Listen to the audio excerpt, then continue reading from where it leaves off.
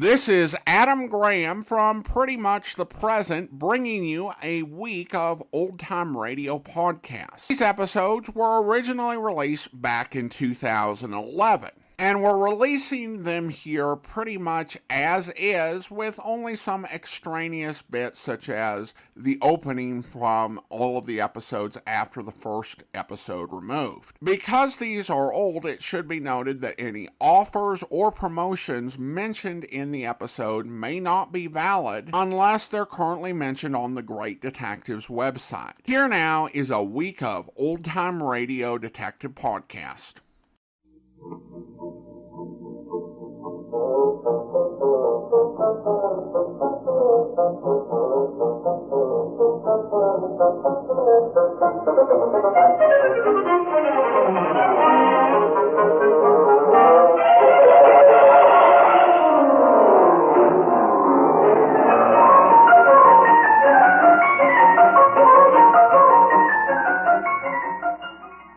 Welcome to the Great Detectives of Old Time Radio. From Boise, Idaho, this is your host, Adam Graham.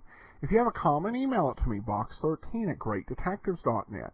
Be sure to cast your vote for the show on Podcast Alley, podcastalley.greatdetectives.net, and become one of our friends on Twitter at Radio Detectives. Today's episode is brought to you by the financial support of our listeners, and a special thanks to Mark, who sent a very nice tip along. Thanks so much for your support, and thanks to all of our great listener supporters. Well, today's episode of Barrie Craig comes 8 weeks after the last show. This one is called Beware the Walking Dog. It is from May 3rd of 1953. Let's go ahead and take a listen. Esquire Boot Polish and Gargan, starring as Barrie Craig, confidential investigator. Murder can be a very does have one consolation. It's not you who comes home at the end of a day's work and says to the wife and kiddies, "People, I'm dead."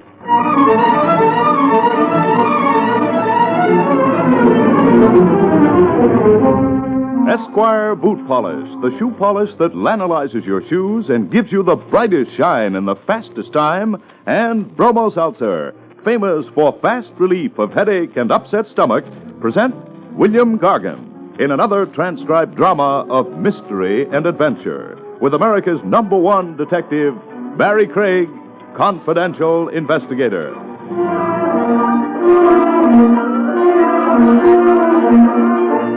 This is Bill Gargan.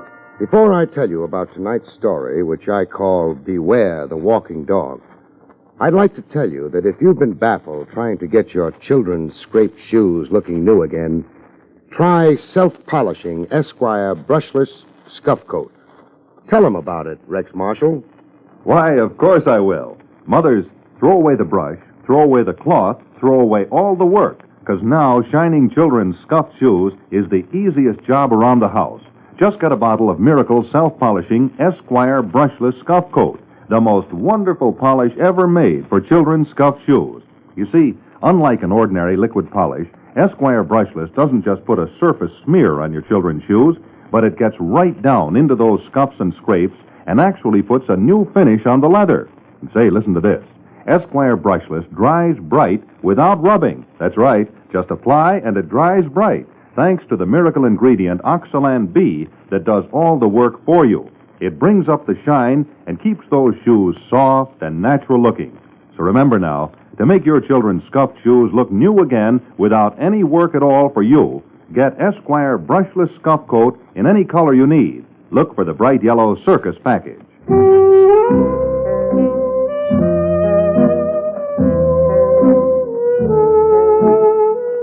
Barrie Craig speaking. You're a confidential investigator. To prove it, you've got more kinds of headaches than even the psychiatrists have counted. Take the one I acquired late this afternoon. Silhouettes through a frosted glass door don't tell you much, except hers did. What it told me was not an investigator's business. Come in. On the other hand, the business day was almost over. The silhouette hadn't lied. Even without the mink tossed carelessly around her shoulders, she would have slowed up any parade. You in a trance or something? Look, mister, all I want from you is the answer to just one question. How anxious are you not to get killed? Huh? He is alive. Who is? Oh, me. For a while back there, I was beginning to worry. I was in a trance. Uh-huh. Sometimes I spend days in a trance. Mr. Craig, Yeah? I asked you a question. Well, that's right, you did. How anxious are you not to get killed? Very anxious. That's good. I was afraid you might be disappointed. Oh, no, because I don't want anyone to get killed on account of Caesar. On account of Caesar. He happened quite some time ago. Huh? Oh, never mind. I guess we're not talking about the same Caesar. I guess not. Mine's only a puppy. Only mine was a Roman. Of course, he's a pretty big puppy. Sure. And he behaves just like a gentleman. Fine. I guess you'll be pretty expensive, won't you? Depends on what you... Would $500 be enough? For what? For walking Caesar?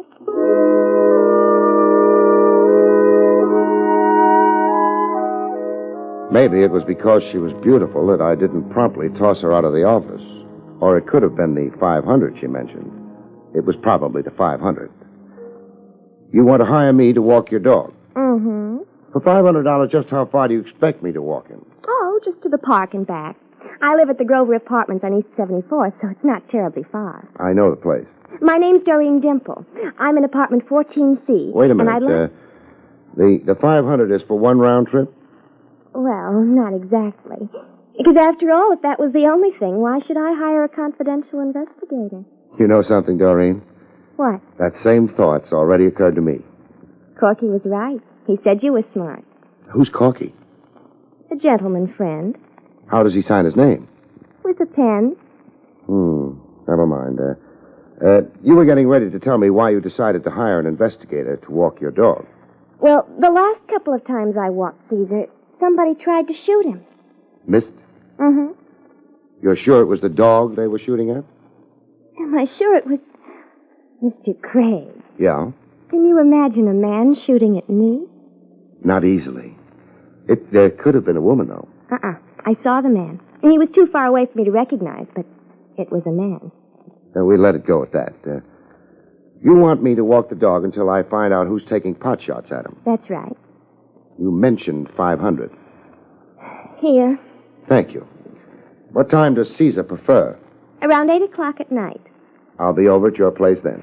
I'm so glad. By the way, Doreen. You in show business? How did you guess? Professional secret. Not to mention Doreen Dimple. That's me. I know. It's also an incredible name. It is not. I made it up. That's what I meant. You at liberty now? Well, I've retired, actually. Oh. Corky's idea? Uh-huh. He was afraid if I kept on working, I might catch pneumonia. Well, that's always the danger in theatrical work. Sure. A girl's so exposed. Yeah. Well, so long, Doreen. I'll see you at 8. So long. Me and Caesar will be expecting you.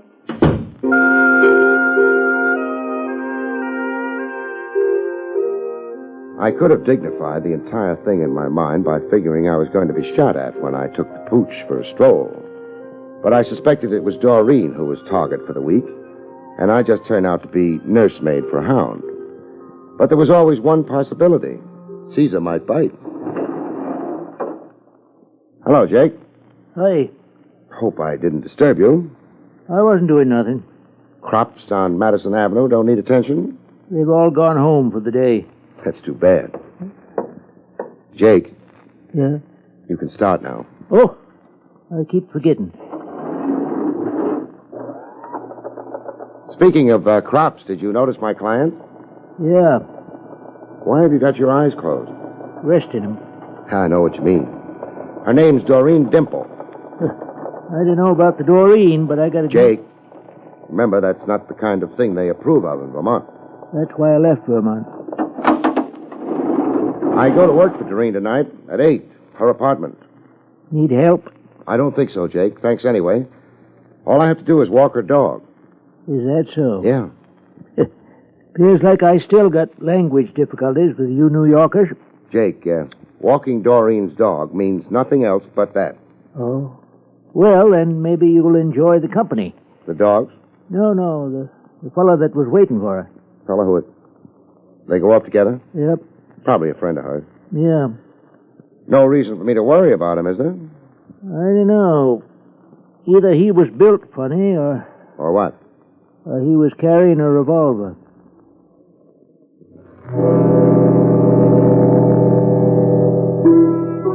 Jake sometimes suffers from delusions of melodrama. I shrugged him off, went home, ate, changed into my dog-walking suit, and at 8 o'clock...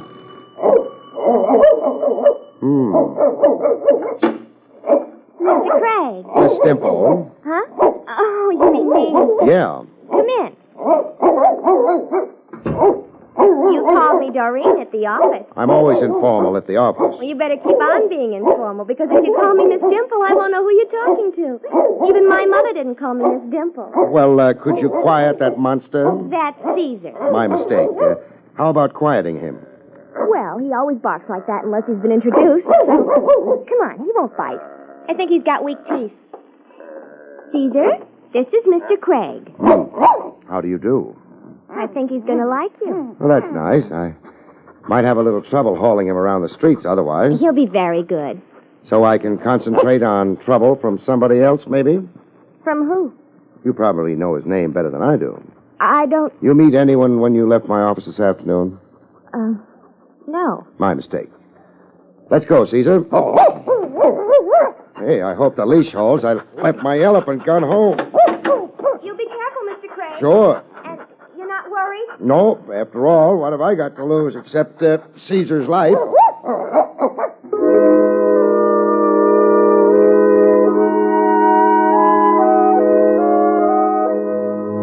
The nice thing about walking a dog as big as Caesar is that nobody sneers at you. For $500, I can be sneered at, but I don't insist on it. The streets were kind of quiet and cold. Nothing happened until we got to the park. All that happened then was that Caesar got excited. All those trees. He got over them after a while, and we started back, which was maybe a mistake.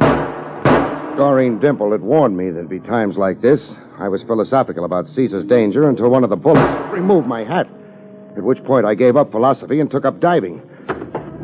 This made me a lousy target. The unseen gunman must have been annoyed. He parked his car on the road leading through the park, I guess. Because I heard him taking off. At least I hoped it was he.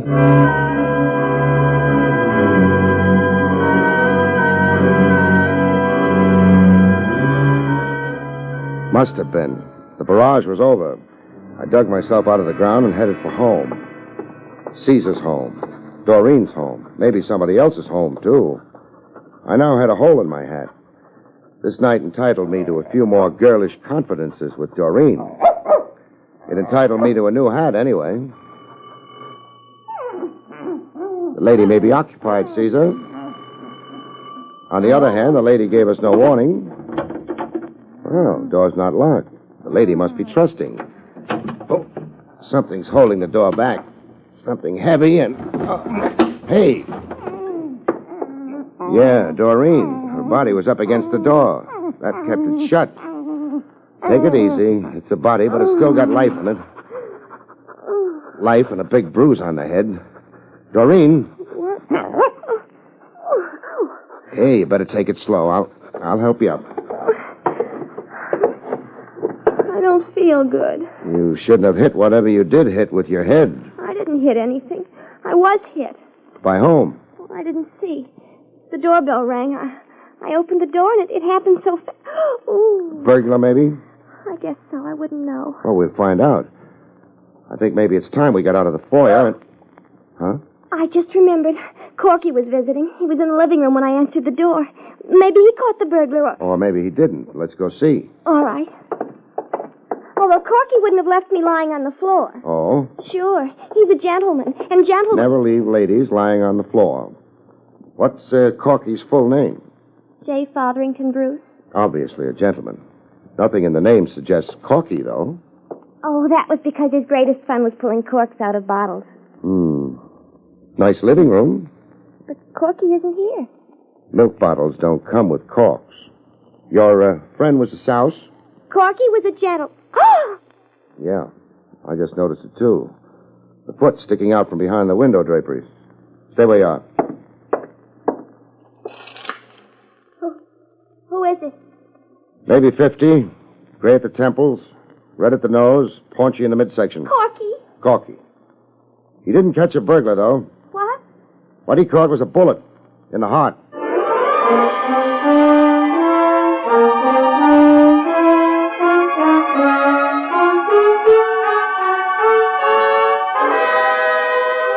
Back to William Gargan, starring as Barrie Craig in just a moment.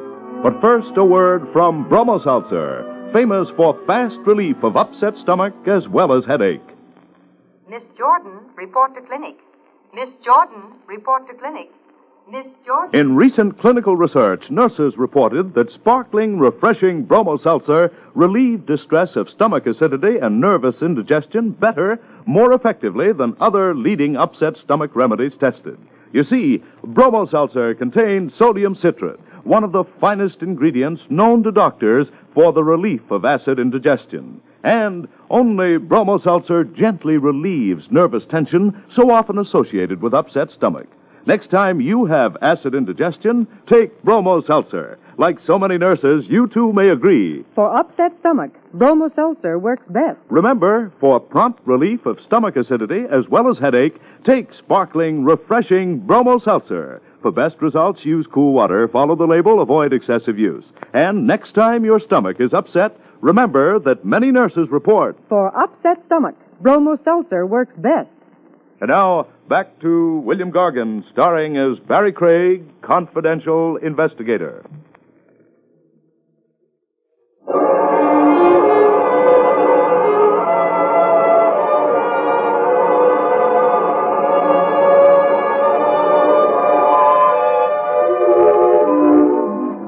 Corky, who in life had been J. Frothingham Bruce, would uncork no more bottles.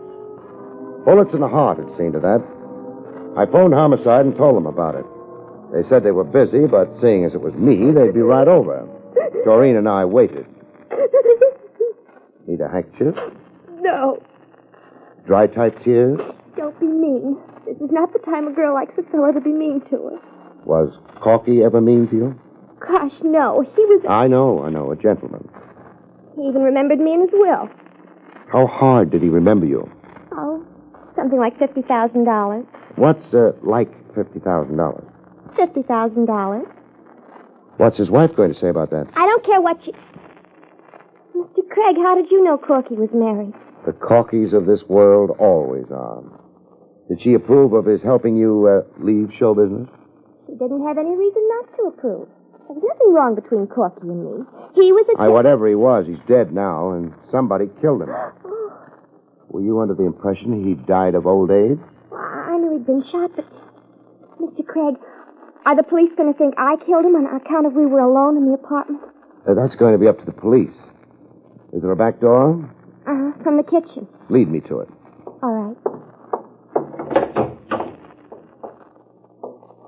Wow. Latch from the inside. Is that important? It makes your story sound a lot better. It explains why your visitor used the front door and took a chance on being seen by you. Oh, the back door was latched. So... Mr. Craig, you're a darling. I look terrible in lipstick, though. I like the effect. Maybe, but the police won't.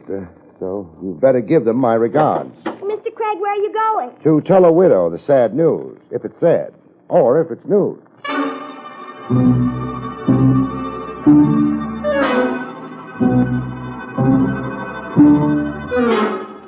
I know enough to wait for the police on a murder case, but sometimes it's better not to know too much.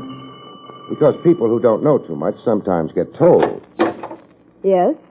It's pretty late, I know. It's very late. If we spend much time out on this doorstep, it'll be later still. Maybe too late.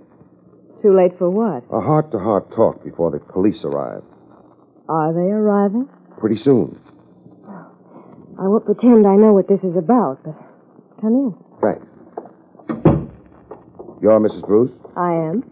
I figured you for at least 20 years older and a lot less decorative. Thank you. This way, I'm a little worried. What about? The way I had it set up. He was supposed to be as old as your husband. Not the kind of woman who could stir a pulse anymore. And? I'm having trouble with mine. This, way you had it set up. Set up for what? The murder of your husband. Pretty brutal, excuse me. It doesn't matter. Maybe it does. You're not shedding any tears. Phony ones. I wish I could, but... Yeah. The book of etiquette calls for them, but it's better this way. Better? More honest, perhaps, but hardly. My business, I don't run into honesty so often I'm calloused about it. You been home the last couple of hours? Yes. Is that when... Yeah. Anybody around who can verify that? Why? You'll need a verification. You inherit, don't you? I suppose so. Maybe the guy trying to imitate wallpaper behind those curtains might help. Oh. I spotted him the minute I walked in. Oh. Briar. A pity he was so observant, Helen. Depends on how you look at it. Why'd he act? Did you think maybe it was her husband ringing the doorbell? Her husband never rings. My name is Anthony Briar. I'm an attorney at law. How do you do? Mrs. Bruce was considering a divorce. Uh-huh. Because she's a bad shot? What do you mean? Because she missed Doreen a couple of times when the blonde was out walking the dog? I don't know of any... Anthony. Well, there's no reason to bare our souls to this... Keyhole peeper? No, there isn't. We knew about Doreen. She was going to be named in my suit. Corky didn't keep her very much of a secret. The scoundrel even named her in his will. I know. I still don't know, though, why you ducked for cover when I rang the doorbell. That's easily explained. We were afraid you might be someone working for my husband. You see, he's accused me of... With Brian? Yes. How true is it? Why, you... Oh, come on. Let's act like we're grown up. Well, I am very much in love with Mrs. Bruce. Always have been. But she's not. The jury might believe that. Or it might not. A jury? Maybe I'd better repeat myself. Your husband was murdered in Doreen's apartment. Mrs. Bruce doesn't know where... Phooey, both of you know. If you were going to name her in a divorce suit, you'd have had a detective on her. Look, you put up a very bad performance for a lawyer. Mrs. Bruce maybe better look for somebody else. Good night. Wait. Yeah? You haven't told me your name. Barrie Craig. You said something about honesty. Mr. Craig, Anthony was not here with me for the last 2 hours. He came just a few minutes before you Helen, did. there was no necessity You've for kind of deprived him of an alibi, haven't you, Mrs. Bruce? I suppose so. As well as yourself. Good night.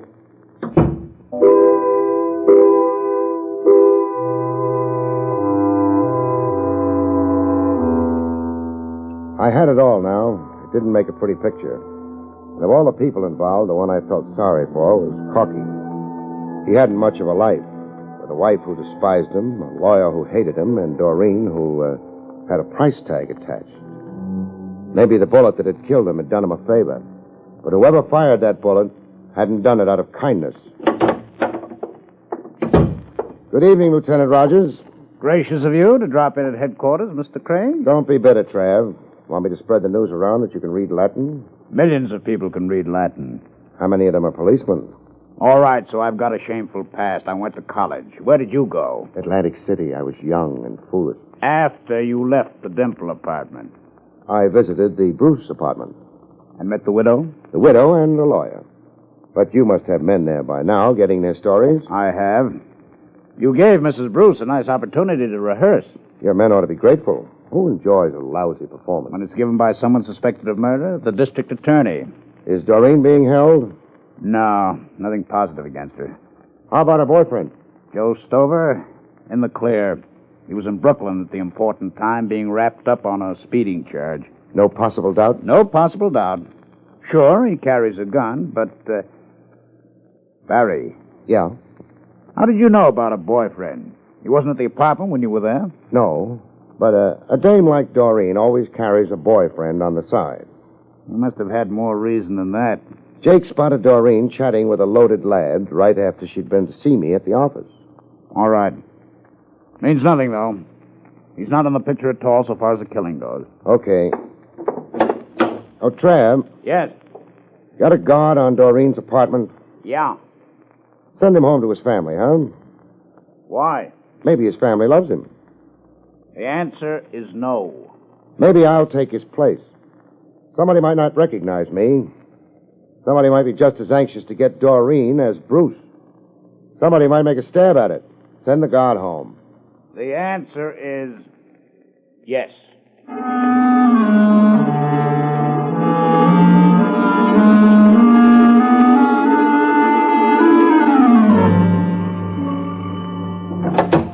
Who? Oh, Mr. Craig. Yes. Mind if I come in? Of course not. I'm glad you came. Thanks. Not only because you're nice, but because the policeman who was on guard went home. I was sort of frightened. Shouldn't have been. You've got Caesar. Well, he's cute, but I don't think he'd be much protection. Maybe not. Barrie, why did you really come here? Just a hunch. I thought maybe whoever didn't like Bruce mightn't like you either. Oh. I might be able to discourage him. Or her. Mrs. Bruce? Maybe. Or maybe Briar. Who's that? Lawyer. In love with Mrs. Bruce. You ever meet either of them? No. They were never here at the apartment? No. Doesn't mean anything. Either of them could have paid you a visit while you were out. The police think that they were... The police are keeping an open mind. Mrs. Bruce and Briar both had motive and opportunity. So, for that matter, had you. But I was unconscious. You could have donated the bruise to yourself. Is that what you think? No, I'm sure someone else slugged you, but there's no proof. If there was, you'd be in the clear. You better go on to bed. It's late. But how can I prove it was someone else who hit me? You can't. Go on to bed. All right. You're going to... Wait, yeah. Caesar will keep me company. Good night. Good night.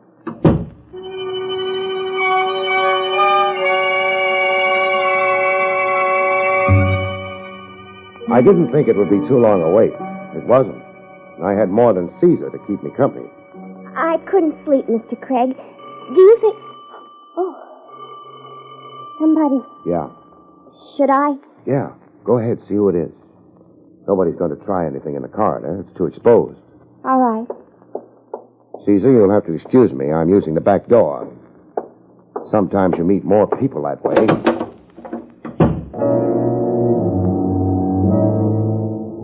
All you have to do is move up to the bend in the corridor where it leads to the front door of the apartment and wait until he gets in sight. Then you get in his way with a fist. And you've met Joe Stover. He's out. The gun in his pocket's still warm. You take it for company, move up the corridor to Doreen's apartment, go inside the half-open door, bend over the body on the floor, and make sure it's only a flesh wound the girl's got. It's only a flesh wound. So it turns out you were right. The gamble paid off. You don't bother trying to bring her to. You go into the living room, take a peek into the bedroom to make sure there's a phone in it. There is. Then you call the police to pick up a murderer. No, not Joe Stover. Doreen.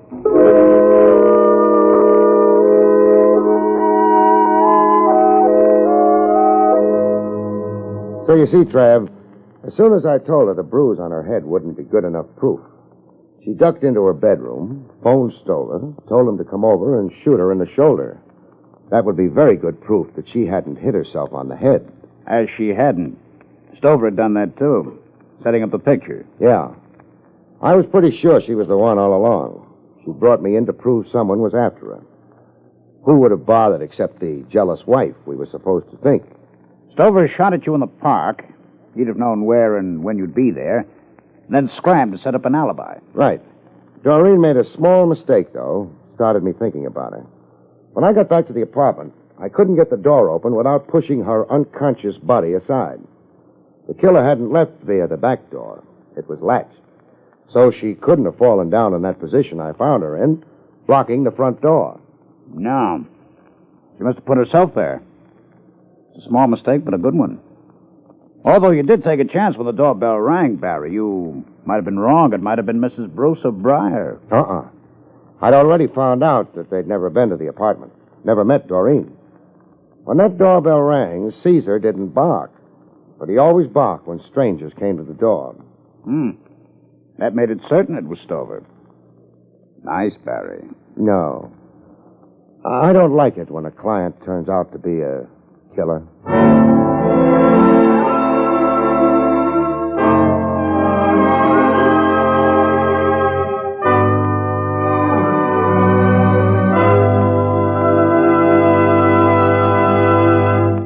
You've been listening to William Gargan in another exciting transcribed mystery drama from the adventures of Barrie Craig, confidential investigator. Tonight's story, Beware the Walking Dog, was written by Lou Vittis. Next week, it's the strange story titled Sniper's Bullet, about which Barrie Craig has this to say. Next week, a bakery worker who is absolutely crazy about dough becomes a problem to his never-loving family when his death catches them totally unprepared with an alibi. Good night, folks. See you next week.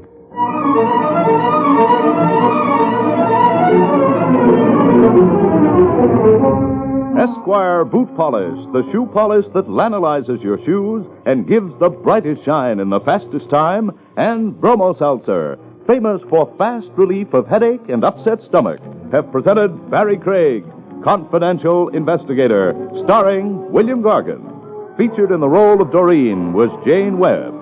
Carl Caruso speaking.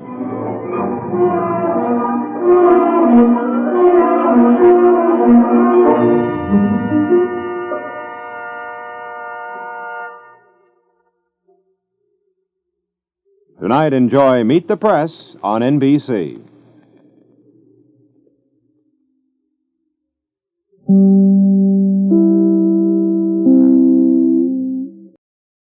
Welcome back. Well, that promo for Meet the Press was kind of interesting for two reasons.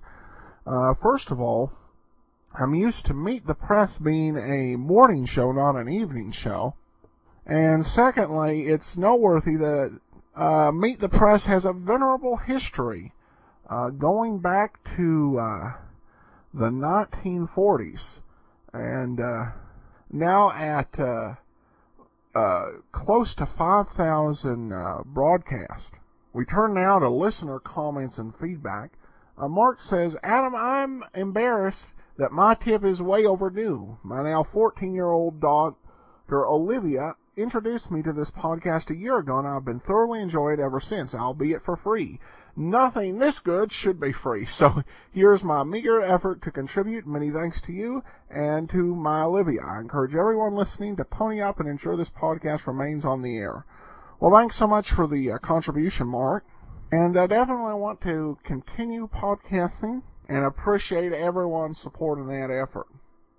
Well, that will do it for today. We will be back tomorrow with Candy Matson, and next week another episode of Barrie Craig. Oh, I forgot to mention here the episodes that are lost between Behold a Corpse and this one. We had the Sinister Snowman, Death, Small Brother, The Jeweled Corpse, Confession of a Murder, Loving Landlady, The Case of the Corpse Out of the Past, Love's Sweet Murder, and Killing Pace. Those were the episodes in between last week's show and this week. Well, this episode of The Great Detectives of Old Time Radio is brought to you by the financial support of our listeners. Thank you so much for your support. Much appreciated. And I should mention, for those of you who have the app or access to our premium site, we have another extra. This one is a William Gargan extra, and it's a game show, Murder Will Out. So be sure to check that out. The one other notable thing to discuss about Candy Matson was its time slot. Candy Matson aired for 2 seasons, a total of 91 episodes. In that course of that 91 episodes, NBC moved it all over the schedule as part of the disadvantage of being a sustaining show. The program changed time zones and time slots in the course of those 91 episodes 11 times. And sometimes it could be downright irritating. In April of 1950, NBC was airing it on Tuesday nights. Well, it went ahead and at the last minute changed Candy Matson to Monday, leading the San Mateo Times to report, don't tune for Candy Matson tonight on KNBC because she will not be present. In a last-minute move, KNBC put the show on last night at 7 o'clock. So if you were a fan of the show, you miss the episode without any real notice. The worst part of that particular time change was that in that episode, the writers began the one and only Candy Matson two-part series. So with all the shuffling of time frames, we're lucky to have as many episodes as we do. But no matter, there's no lost episodes and no backstory. This is the next episode in order from the Fort Ord story. This one is called Devil in the Deep Freeze, and we'll go ahead and we will take a listen.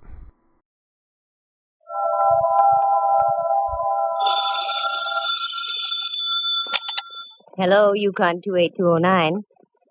Yes, this is Candy Matson.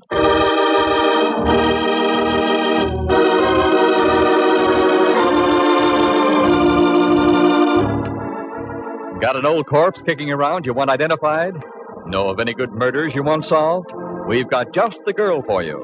Her name is Candy Matson. Mighty cute, too. She fills out a size 12 suit to just the right proportions. Soft blonde hair, 2 sparkling blue eyes, and all in all, she looks as though she might have stepped right off a Varga calendar. And what's more, she's a private eye. You scoff? You ridicule? I'll let you see for yourselves. Listen, she's talking on the phone right now.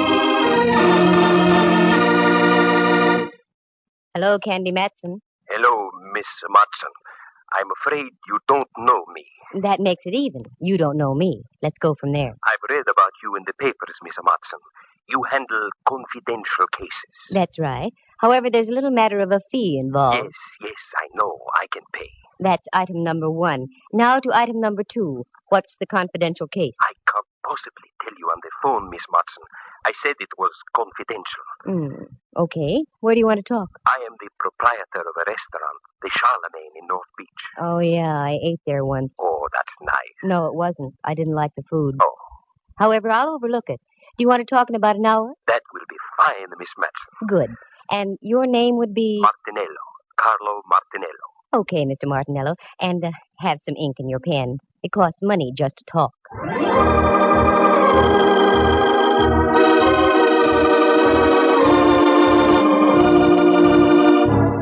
I probably sounded rough and commercial, but you have to be in this racket.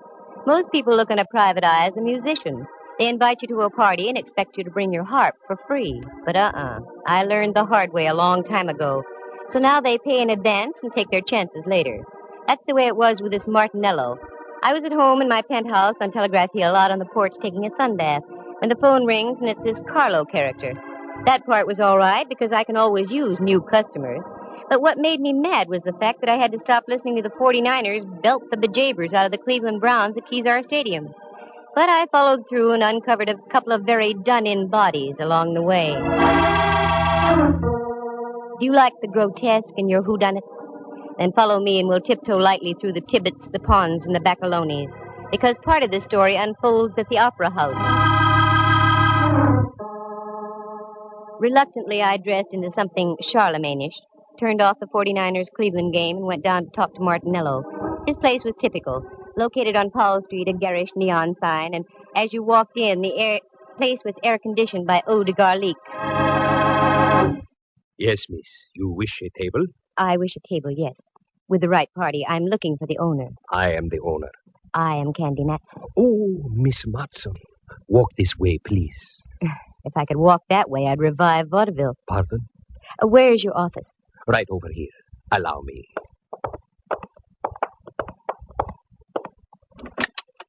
After you, Signorina. Thank you, Signor. Here, sit down, please. Thanks. Now, Martinello, what's on your mind? Always, all my life, I have run a very nice, respectable place. Mm-hmm. Until this morning. What's with this morning? I go down to the basement. My icebox is down there. That is where I keep all my meat. So, you wanted some ground round? Oh, no. Perhaps I'd better show you. Please, you will come with me. Martinello led the way out of his office and down a flight of stairs. A cold blast hit my face. A musty aroma smothered my nostrils, and if I had had a phobia about darkness, I'd have ducked out then. But I followed the guy, and we ended up in front of a refrigerator about the size of an inquisition chamber. He opened the door, and it was the usual restaurant icebox, choice legs of lamb hanging from hooks, potential fillets, and thick New York cuts. The box was cold, and I started to shiver. Not from the refrigeration, though, because over in the corner was a man. He looked like something out of a long-lost Arctic expedition. He had a long, flowing mustache, every bristle of which was coated with ice. He was quite frozen and quite dead.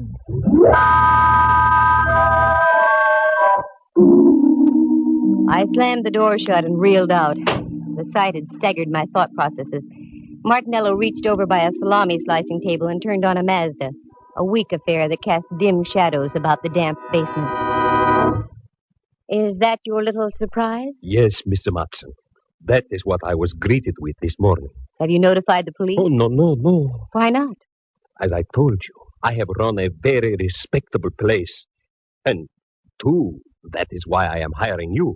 You can get in trouble, you know. Yes, that is why you must help me. Please, Miss Matson, say you will help me. I will pay you anything you say. I stick my neck out in the strangest places. Now it's a refrigerator.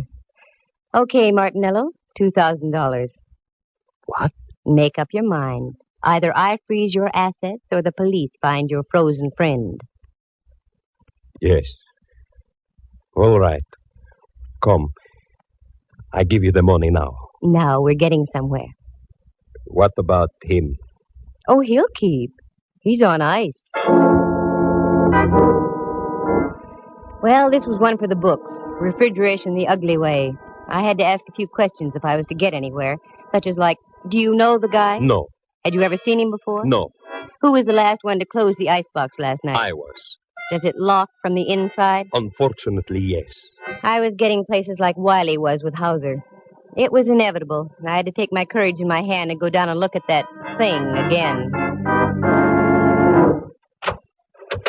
There it was, a male Mona Lisa etched in ice. This time I looked closer, I had to. And as I did, I realized I wasn't going to get any identification because this guy was a study in crimson. Underneath all that coating of ice, he was dressed in a devil's costume. I slammed the door once again and went upstairs. There I gave Martinello strict orders not to do a thing. Usually in cases like this, you have to wait for a break. They come along like a forcing hand in poker. So I went home to do some thinking. As I arrived, there was an old friend of mine, Rembrandt Watson. Hello, Dove. I'd almost given up. Rembrandt, how did you get in? Your door was open, dear. I took the liberty of coming in. Oh, sure, that's okay. How are things, Candy? All right, I guess. I'm kind of bushed, though. I feel about as devaluated as a British pound. You look wonderful, Dove. What's wrong? I've got a deal, but I don't know where to start. Anything I can help you with? No, thanks, Rembrandt. If I told you about it, you wouldn't believe it. I've never doubted you in the past, dear. I know. Well, I was just called in by a minestrone merchant in North Beach. The guy is stuck with a corpse. That's about par for the course. The deceased had been sealed in the icebox overnight. I've never seen one like that before. That's the way it is, dear. Many are called, but few are frozen. Oh, get out of here. But, Dove, I just got here. I know, but I've got to change and get down to see Mallard. I'll wait for you, Candy. I haven't seen the gumshoe since before me vacation. All right. I'll be with you in a few moments. I did a fast change, and Rembrandt and I climbed into my car, and we dropped off Telegraph Hill on Don Carney Street. The Hall of Justice, where Mallard hangs his star, is only a few blocks away, so we made it in about 5 minutes. Inspector Ray Mallard, Homicide, San Francisco Police. A lovable, shaggy dog type of character. Very keen with the crime, but dumb with the dame. Me, for instance. If I want him to say yes, he says no, and vice versa. Well, my ever-loving Candy. What's new in the private eye business? Very little. How's the legitimate flatfoot racket? Oh, we're holding our arches up. Well, and Rembrandt, I haven't seen you since Pup was a Hector. Please, Inspector, you're metting your mixophores. Who writes this dialogue? I'm pretty weak, I know. What's on your mind, Candy? A character named Carlo Martinello. Have you got anything on him? What's so funny, Mallard? Nothing, except I eat lunch there about every day of the week. Well, answer my question. Well, there's nothing on Martinello. Arrested a couple of times during Prohibition. He was dabbling in grappa a la under the table. Have you got a case against the guy, Detective Matson? Oh, cut it out. No, seriously. Why do you want to check on the guy, Candy? No reason, just thought I'd ask. Uh-huh. Well, Martinello's okay. Just trying to make a living. Only thing I don't like, he loves to sing to his customers. That'd be enough to bankrupt him right there. Anything else I can do? No, that takes care of everything. I tell you what, I'm through in about an hour. I'll take you up to Martinello's for dinner. You can see for yourself. No, that's all right. Okay, Candy. Give. Why, Mallard, dear, what on earth do you mean? You know something about something. I want in. Mallard, and I want you to believe this. I mean it sincerely. If I knew something, you'd be the last to know about it. He's got something there. Come now, leave us a while. I hate to do things like that to Mallard. He's been of great help to me in the past. More than once he's saved my life. But on a deal like this, you have to play it close. After all, a girl has to make a living. For the first time in a long time, I was completely baffled as to where to start. Something had to be done about that cadaver in the icebox, but what? While I was beetling my eyebrows, Rembrandt invited me up to his place for tea. He lives on California Street, just down away from Old St. Mary's, and only a bail bond broker's reach from the Hall of Justice. So I accepted. Do forgive the looks of the place, Candy, dear. I had a meeting my philatelist group last night. Philatelist? The stamp collectors, dear. Well, I know what they are, but I didn't think they could make such a mess. You don't know philatelists. Sit down, though. Make yourself comfortable. I shan't be a moment. That's all right. Candy, dear, why the wrinkles? I've got cause for wrinkles. This chap in the icebox, Rembrandt. There's something I didn't tell you. He was dressed in a devil's costume. There, dear. Your tea will ready in just a minute. You'll feel better. I know it sounds crazy, but it's true. What are you going to do, Candy? I don't know. I can't leave him in that refrigerator forever. We'll get him out, dear. I hate to think of a corpse catching pneumonia. Oh, excuse me, Candy. Help yourself to the tea. Mm-hmm. How do you do, Rembrandt Watson Enterprises? Quiet down. Who? Oh, hello, Templeton. How are all your steamships? Oh, that's good. What? Could I use... do what? To the opera? Of course I could. Righto, I'll pick them up at your office. Thank you, Templeton. Goodbye. Candy, dear, do you like the opera? I can take it or leave it. Why? It suddenly develops that I have 2 tickets tomorrow night for Tales of Hoffman. Oh, Rembrandt, I don't think I can go... Come, Candy. It'll do you good. You've been working too hard. You need a little relaxation. Tales of Hoffman, Okay. Who's the pal who gave them to you? An old friend of mine, Templeton Woodruff. He runs a steamship to Java and other places Ezio Pinza sings about. I finished the tea and left. Right then, the only opera I could think of was the one going on in an icebox at Martinello's. I've always tried to play straight with Ray Mallard, so I decided to tell Martinello my plan. Miss Matson, I don't think it's such a good idea. Good evening, Carlo. I want to talk to you. That's what I mean. There's a gentleman here who... Oh, you've got a gentleman. That's fine. 3 more and you've got a crowd. What I want to talk to you about is this. You don't understand. The gentleman I'm talking about is from the police. The police? Yeah. Hello, Candy. Mallard. How about some scallopini? Well, up jumped the... Hello, Mallard, dear. I had an idea you'd like dinner here tonight. Do you know my boy, Carlo? Yes, we've met. How do you do? The signorina wish something to eat? No, thanks. I want to talk to you, though, Mallard. Sure. Come on into my booth. We'll share some salami. No, thanks. I want to see you downstairs. I don't think the food's as good down there. I agree, but it isn't the food. I'm talking about murder. Once again, I headed down into the catacombs of the Charlemagne. This time the act was a double. Mallard was right behind me.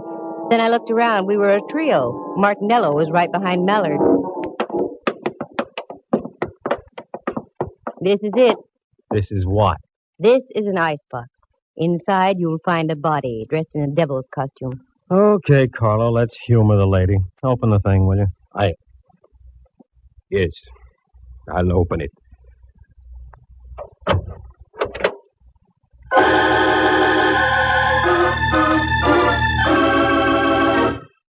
Lovely view of the beef. It's gone. The body's gone. Okay, Martinello, start talking and make some sense while you're doing it. Please, Miss Matson. I don't know anything. I haven't been down here all day. Get rid of those arched eyebrows, Martinello. You know something. What is it? Wait a minute, Candy. I'll do the questioning. In the first place, Carlo, was there or was there not a body in here? Well... Sure there was. He can't deny it. Here's a check for $2,000 signed by Martinello himself. Well, Carlo? Yes. There was a body, all right. Who was it? Friend of yours? No, Inspector. I never saw him before. Why did you call Miss Matson? Why didn't you come to see me about it? Well, you know, Inspector, the police... Just because you were once arrested for bootlegging, Carlo, is no reason to be afraid of the police. Well, I'll put a couple of my men on the job and see what we can turn up. What? Is that all you're going to do, Mallard? No. Right now, I'm going back upstairs and have some of Carlo's scallopini. Mallard, are you out of your head? Look, Candy, in order to have a murder case, you've got to have a body. Obviously, we're fresh out. And until your pal with the devil's costume turns up, I intend to live my typical everyday life. Don't forget the mushrooms, Carlo. There are times when I get so mad at Mallard I want to scream. I didn't, though. I only scrammed. I hung on to the $2,000, however. I felt I deserved it just for getting my curiosity aroused, and it was aroused plenty. Corpses don't get up and walk out of ice boxes by themselves. But after all, Mallard had a point. There was nothing to be done without a body. So I went home and waded into a stack of dirty dishes that had been piling up. Then I fixed dinner and started a new stack of dirty dishes. Got a book and ducked into bed. In the morning, I had an idea. After breakfast, I went down to the corner of Broadway and Columbus. That's where North Beach does a neat blend with Chinatown. On the corner was a Joe who sold newspapers. I'd known him for some time, and he seemed to like me.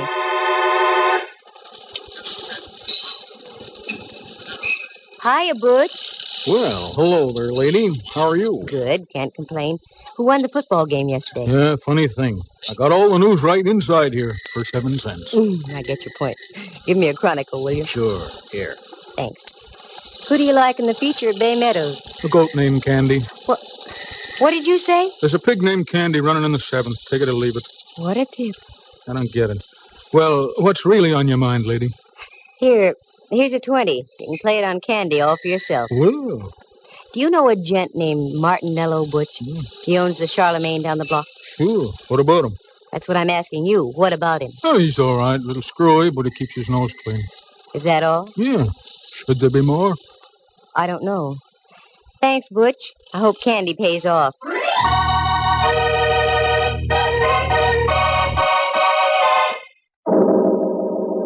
I was getting nowhere, that was for sure, and the rest of the day went the same way. Dead ends, blind alleys. I checked as many loose ends as I possibly could, but I was still stuck in a quandary. But the crusher claimed late in the afternoon when I got a copy of the late paper and read where Candy came in at Bay Meadows and paid $32.20. And I hadn't had sense enough to get aboard. When I got home, the phone was ringing. Hello, Candy Matson. Oh, you're Candy Matson. I should play a fanfare. Oh, hello, Rembrandt, dear. How are you? Like an October morning. Every single one of me pores is breathing great, huge gulps of air. What? I just had a facial dove. Most invigorating. What on earth for? I loved your old pores just the way they were. Candy, you've forgotten. I have? Forgotten what, Rembrandt? We're going to the opera tonight. Oh, Ducky, I'm sorry. I had forgotten. I'm afraid I'll have to renege. Now, Candy, you promised, and I don't care what you're involved in. It'll do you good. But, Rembrandt, I'm working on it. Perhaps you're right. Okay, I'll get ready. Wonderful, dear. Pick me up about 7:45, will you? Pick you up 7:45. Yeah. Oh, and another thing, Lamb. We may have to do some entertaining afterward. Do bring some cash, will you? Mm-hmm. That's the girl.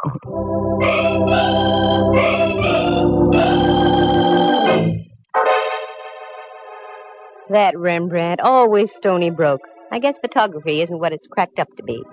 I didn't mind, though. He's been a friend to me on more than one occasion. Well, if I was going to the opera, I had to start thinking in operatic terms. I fished around in the closet and came up with something that would have done any woman's heart good. One of those strapless affairs that you can't stop breathing in for one moment. Otherwise, the opera is no longer the main attraction. I powdered, perfumed, pouted, and rouged, and took off after Rembrandt. But just as I started to leave... Just a moment. Well, get a load of the Duchess. Mm-hmm. It won't be Halloween for another couple of weeks yet. Oh, very funny. Come on in, Millard. What are you decked out for, Candy? Something you wouldn't understand. I'm going to the opera. Oh, I love the opera. Any horse opera with Tex Acuff in it. That's what I thought. What's on your mind, Millard? I've got to pick up Rembrandt in 10 minutes. I was just driving by, so I thought I'd stop and tell you the news. News? About what? We found El Diablo. The guy in the icebox? Yeah. Martinello identified him. He was floating in the water off Aquatic Park. Any lead on him? The best. He was Salavini, the second baritone with the opera company. That's all, Candy. I hope you enjoy the performance tonight. A baritone with the opera company. Well, that explained the costume, but it didn't explain a lot of other things. I walked down the stairs with Mallard. He got in his squad car, flicked on the flashing red light, and with a burst of his siren, rolled down the street. I'd have to speak to Mallard about that. All the neighbors had their heads out of their windows as I climbed into my car and followed. What an exit. I picked up Rembrandt, and we drove up to the Civic Center. I found a place to park. A minor miracle. The last time I went to the opera, I had to drive almost to Palo Alto and come back by train. Rembrandt's friend must have been very influential. We had seats in the Diamond Horseshoe. They were presenting Tales of Hoffmann, and a friend of mine, Dorothy Warrenschold, was singing the role of Antonia. It was a fine performance, and after the last curtain, I took Rembrandt and we went backstage to see Dorothy.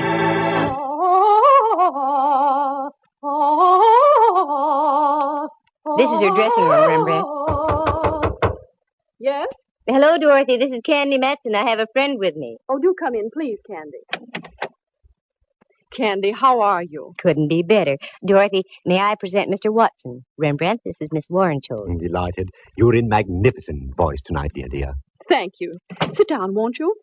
I've only a moment. We're rehearsing some of the scenes in Faust tonight. Rehearsing after a full evening's performance? It has to be done, Candy. Our baritone disappeared. We've had to replace him with a new man. Yes, I know. By the way, Dorothy, I heard you on your Standard Hour broadcast a few weeks ago. It was a wonderful performance. I'm glad you liked it, Candy. I always look forward to those. What are your plans, Dorothy? Well, the season closes here, and then we open in Los Angeles. Oh, yes, of course. Excuse me. Mm-hmm. Come in. Oh, I'm sorry. I didn't know you had guests. That's all right. Oh, Candy, I'd like to introduce Rolf Herberts. This is Miss Matson and Mr. Watson. It's nice to know you. Mr. Herberts is our new baritone. Oh, yes. That's why we're rehearsing tonight. I won't take any more of your time, Dorothy. I just thought we'd save a few moments of rehearsal if I told you that I don't move in that last scene. I sing upstage. That will leave you free to take as much stage as you like. Fine, Rolf. That will save time. Thanks. Oh, not at all. Glad to have met you, Miss Matson. Mr. Watson. Nice to have met you, sir. See you on stage, Dorothy. Yes, Rolf. Rolf has a wonderful voice, and he's a good actor, too. You know, I think he'll be even better than Salavini. I've seen him before. Oh, yes, he's been in pictures and on the concert stage, and in opera, too, but he's never really had a good break. This might be it. Uh-oh, that's it, Candy. I'm sorry, but I'll have to leave. Certainly, Dorothy. Say, why don't you stand in the wings? You can watch the rehearsal if you'd like. Oh, I'd love it. Come on, then. Follow me.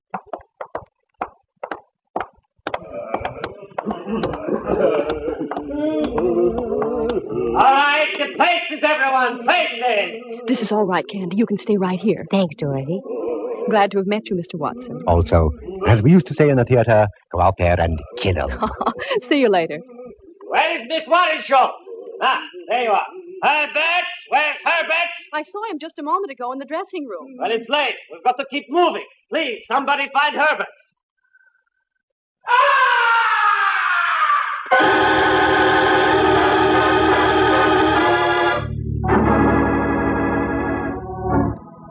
From way up in the heights of the stage, the opera house was pierced with a blood-curdling scream. That was no ordinary scream. It was the scream of death.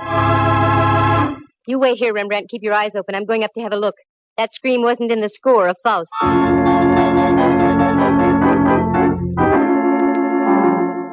I punched the button for the backstage elevator. It's a good thing they work fast and are speedy. Once inside, I pressed the button for the fourth gallery. I got out. This was the top of the opera house. The place was loaded with old sets, props, papier-mâché alligators, gold goblets. Then, over on the other side of the catwalk, I saw it. The body of a man all crumpled and distorted. I hit the catwalk and ran over. It was 100 feet above the stage, and as I looked down, I could see a score of strained faces looking up through the darkness.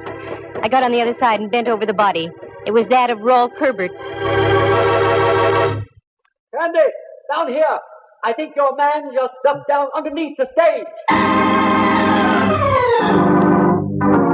Again, I did a Mel Patton. The elevator shot me down to the stage level, and there was Rembrandt, wild-eyed. He came down the elevator on the other side, Candy. Then he cut across the stage and down those steps. Come on, Rembrandt, follow me. I may need help.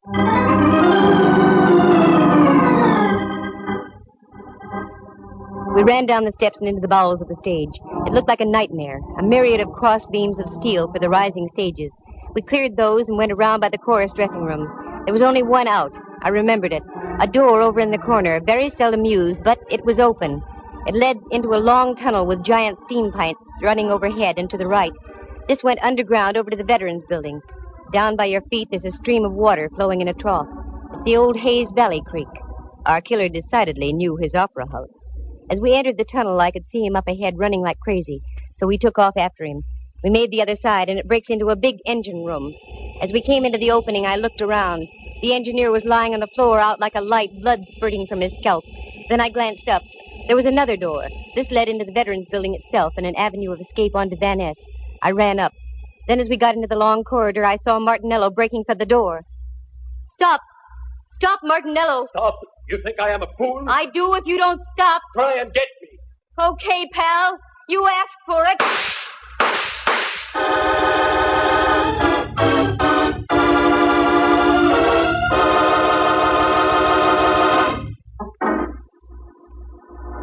It was the first time I had ever shot a man. It didn't feel good. But he lived, and later the doctors of law gave him a little pill. The cyanide kind they dropped inside the gas chamber at San Quentin. Martinello paid his debt. Details? Sure, I'll fill him in now. Martinello loved to sing. Ray Mallard had told me that. For years, Carlo had been hanging around the opera house, hoping to step into a role. This season, a director had jokingly told him that if he ran out of baritones, he'd let Carlo take over. Carlo took him seriously. He lured Salovini down to his restaurant on a fake emergency call, costume and all, and did him in. But then he became frightened. That's when he called me. It was worth $2,000 to have me hush things up. But I don't operate like that. He had a hunch I was going to tip off Mallard. That's when he removed the body from the icebox and dumped him into the bay. Carlo had also been at the performance of Tales of Hoffman. That's when he learned that they'd rustled up Rolf Herbert to sing in place of Salovini.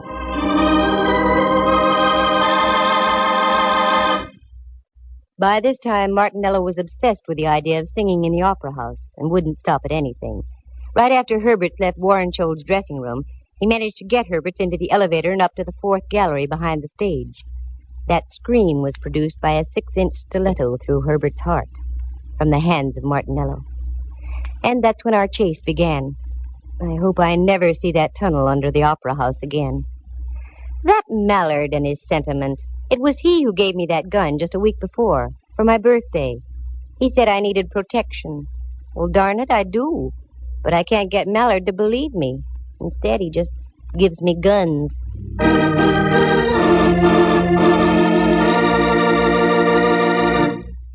Listen again at this same time next week. For excitement and adventure, just dial Candy Matson, Yukon 28209.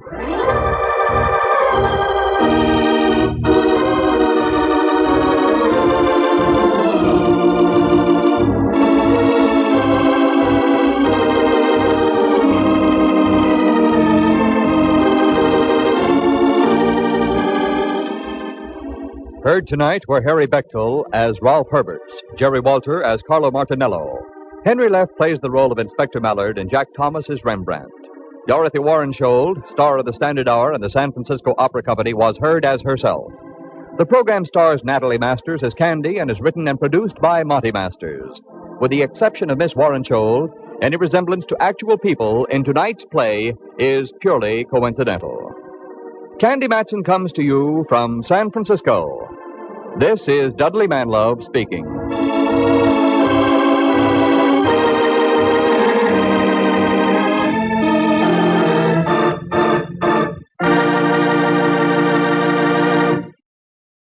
You are tuned for the stars on NBC.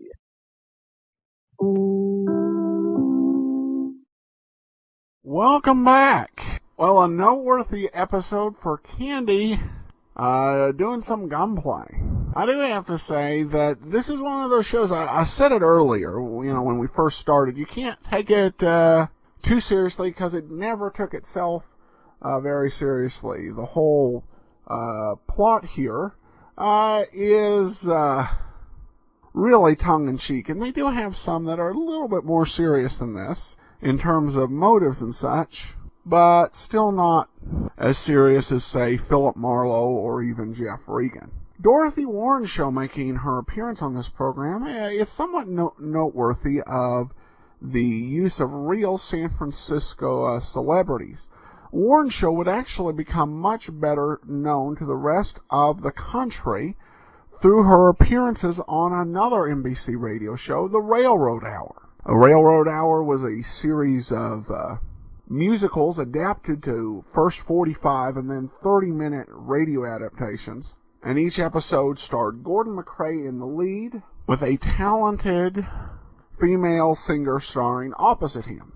And Dorothy Warren's show actually was still living until last year when she passed away at the ripe old age of 89. Also referenced was Kezar Stadium, and most of us know the home of the 49ers as Candlestick Park. But Kezar Stadium was it from 1946 to 70, and since that time it's hosted concerts. It underwent a renovation that saw the seating capacity shrink to about 10,000, and it's had some professional sports team there, including a pro cricket team, a pro lacrosse team, and also a lot of high school sports still play over there. And there were some scenes from one of the Dirty Harry movies that were shot there as well. We did receive an email from Dave who says, first of all, do you plan a separate podcast for Barrie Craig or Candy Matson? It's a good question. In the iTunes store, we do have separate podcasts for all of the programs other than Barrie Craig and Candy Matson, and hopefully by the time this airs, those will be in place. I've long ago tried to do the Barrie Craig thing, and iTunes keeps giving me a issue with the feed we're using, so we will try that again. And he also pointed out that we had some episodes that were missing from the series-specific podcast, even though they were available in the main feed. He says, my take on Jeff Regan, the Lion's Eye, was that Jeff Regan worked for Anthony J. Lyon, thus the name the Lion's, parentheses, private eye. What do you think? Keep up the good work. Well, there certainly is a justification for the naming of the show. Or I should say an explanation for it. In fact, in the show Jeff Regan, people often say, oh, I heard of you. You're the Lion's Eye. The problem is that the series was never known commercially as the Lion's Eye. So what you have in old-time radio collecting communities and even MP3s is people might see a series, The Lion's Eye, and see a series Jeff Regan, think they're two different series, when in fact they're one and the same. It's always best to stick by, when you're labeling shows, it's always best to stick by what the show actually aired as. And in this case, it was Jeff Regan Investigator. And some people have even speculated that the introduction of the name The Lion's Eye into old-time radio collecting and trading was a trick by commercial vendors to get people to buy the same series twice. Not sure I buy the conspiratorial angle, but it always makes sense just to keep things straight for the sake of the listener and for people who are getting involved in listening to the series. So it may have been labeled The Lion's Eye on some CD sets, but we have it on record as just Jeff Regan. So, alright, thanks so much for the comment. And then we have one more comment. I love the fact that this podcast includes an intro and commentary by Adam. Well, thanks so much for your comments and support. That will do it for today. We will be back tomorrow with Let George Do It. Well, this episode of The Great Detectives of Old Time Radio is brought to you by the wonderful support of our listeners. Thank you so much for your support. Our latest supporter is Michael, who sent along a nice tip. Thank you so much. Much appreciated. Well, today's episode of Let George Do It is called Sweet Are the Uses of Publicity. And we are back on August 7th, 1950. Personal notice, changes my stock and trade. If the job's too tough for you to handle, you got a job for me, George Valentine. Write full details.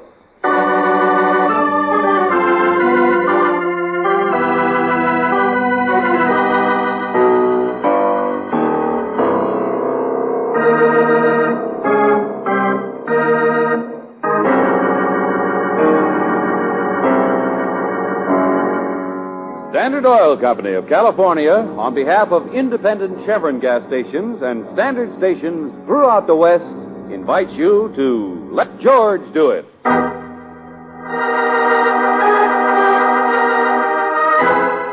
Sweet are the uses of publicity, a transcribed adventure of George Valentine.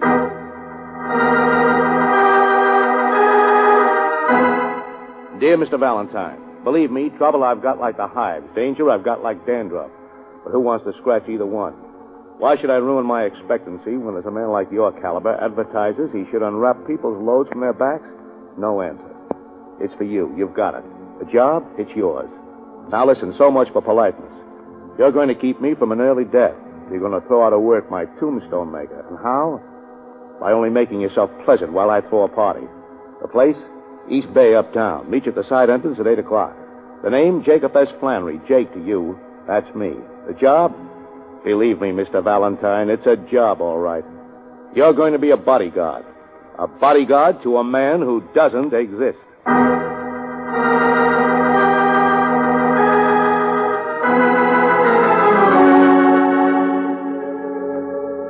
Only got 10 minutes, Valentine. Guess we'll be upstairs in 10 minutes. The bartender, Pete, the usual, and make it fast. Yes, sir, Mr. Flannery. Coming up. Is there anybody around here you don't know? Anywhere, Miss Brooks. Anywhere, and I wish it weren't so.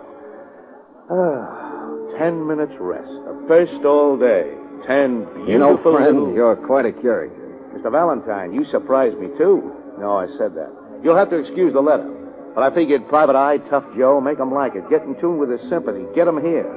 If it sounded like no grammar, excuse it. There you are, Mr. Flannery. Oh, thank you, sir. The usual water? For my pills. Dietitian says they're no good. Stomach specialist does. Analyst doesn't care, so I take the advice of myself. Valentine, I get myself into a person's personality, see? I'm fluid, flexible, in harmony with the situation. Suppose you just tell us what your business is and what our job is tonight and let it go at that. But that's what I'm doing. It's me, my talent, my career. And it's all teetering in the balance. Tonight is the night. Mr. Flannery... I build romance, Miss Brooks. I give glamour where there was only gallstones, pearls out of paste. Oh, here's my card. Personality builder? Publicity, is that it? Is that what you are, publicity agent? Valentine, please. There's no person alive who can put his own best foot forward, so I do it for him. I touch up his public picture. I stick him in the public eye. Sure, publicity, press relations, whatever you like. But in 2 years, I built up a suite of 10 offices. You'd be surprised at some of the clients Skip it, please. Caleb Romano. Have you ever heard of that name? Caleb, well, of course. He's that Czechoslovakian or Romanian. I'll say I have, and he's not in your league, Buster. The epitome of romance. He was my first client, Valentine. Okay, sorry. But he's a big shot foreign businessman, isn't he? Always see his name going to some glamour spot over there in Europe? Being chased by some rich widow? The bachelor, the charmer, the dilettante, the dream of what every dull man of 40 would like to be. My dream. Mine, you understand? Huh? Caleb Romano does not exist. I made him up. What? Oh, now, wait a minute. I've read about Yeah, Caleb. but you've never actually seen a picture of him, have you? Well, maybe not, but Caleb Romano is... Quiet. I'm trusting you. What I've told you could kill me in this town, ruin me. Newspapers, magazine editors. I built my business on Caleb Romano. The other clients I've got, they're honest men. I'm an honest man. Oh, yeah, sure. Honest like the day is short, pulling a fraud like this. Listen, 2 years ago, I wasn't even eating regular. I had to do something. So I dreamed up Romano. It's easy to get publicity for somebody who doesn't exist, particularly when you keep them in Europe. You're not bogged down. You don't have to tell the truth about them. Well, anyway, it worked. When other people heard Romano was a client of mine, in came business. The tailored suits, I'm in. Well, then what are you worried about? Being out, being exposed. I made the mistake of having him come to the U.S. incognito. Reporters are beginning to get puzzled. They sniff around. He's been an albatross around my neck. Frankenstein built a monster, and now Frankenstein's monster Haunts me. I try to forget him, drop it.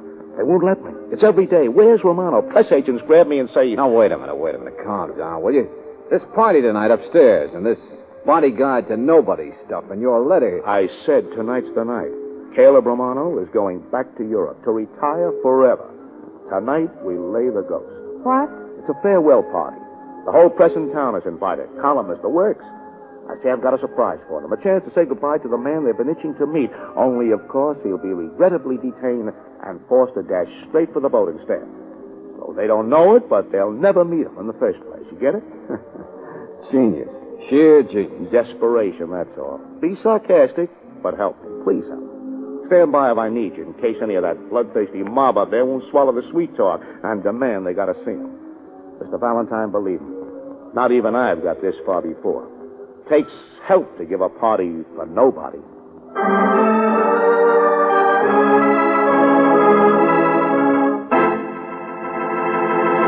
It also takes guests to give a party for nobody. Don't look now, Mr. Flannery, but I don't see anybody but the waiter. The gentlemen of the press left Mr. Flannery just a moment ago.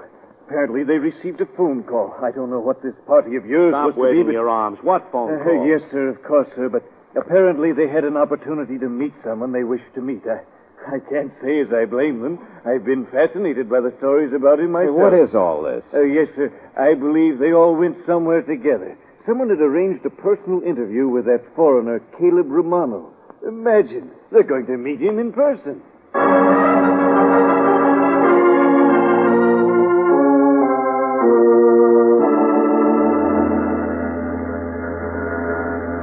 Sir, I tell you can't go aboard. Look, I know the president of the line, the chairman of the board, and me are just like that. Don't argue with the stockholders. Come on, Valentine. All right, ballyhoo. We're aboard now, so slow down. I got tickets for him for stateroom 1A. When you perpetrate a fraud, you certainly do it up fancy. Well, I had to. Had to carry out the full pretense. It's not easy to get rid of a man who doesn't exist. Climb out of that squirrel cage and say it straight, will you? The reporters didn't know what kind of a party you had planned back there. Somebody else phones and says Caleb Romano can be seen in person someplace else. Well, what makes you think we'll find Claude? He's the only one it could be. Claude. Who? The steward. Valentine, I had to take him into my confidence, too. I paid the steward $1,000 to maintain the pretense until the ship was at sea. We reserved an empty stateroom, bought tickets. Some editor was bound and checked out when I gave out the story that Romano had left, You so I think thought... the steward was the one who telephoned? But why would he say they could come down here and see Romano in person? Just to get in the act to grab up the spotlight publicity. What else does anybody do anything for? Takes my cash, then gets the credit for exposing me. Come on. I'll shove that laugh through right through the other side of his face. He'll never be able to bite another hand that feeds him. Oh, no, you don't. Stop, would you? Brooksy, find me the purser of this ship. Huh? Buster, you're just going to take some more pills. Valentine. I'll take care of your double-crosser for you and the newspaper men. So long, Ulcer. I'm going after this publicity myself.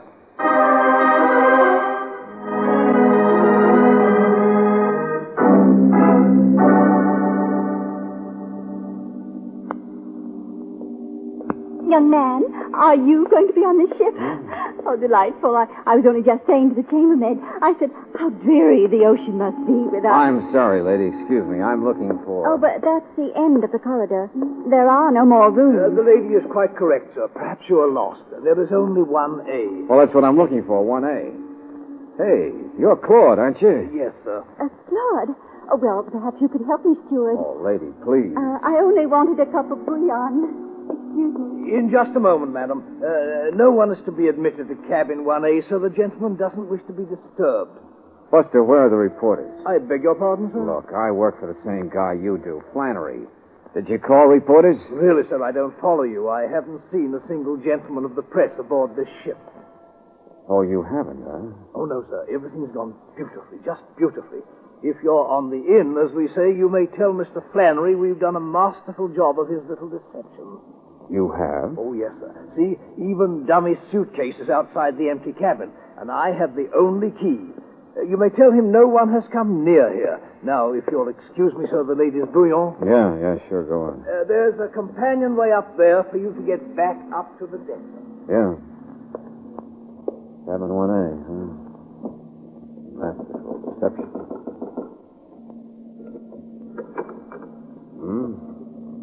No!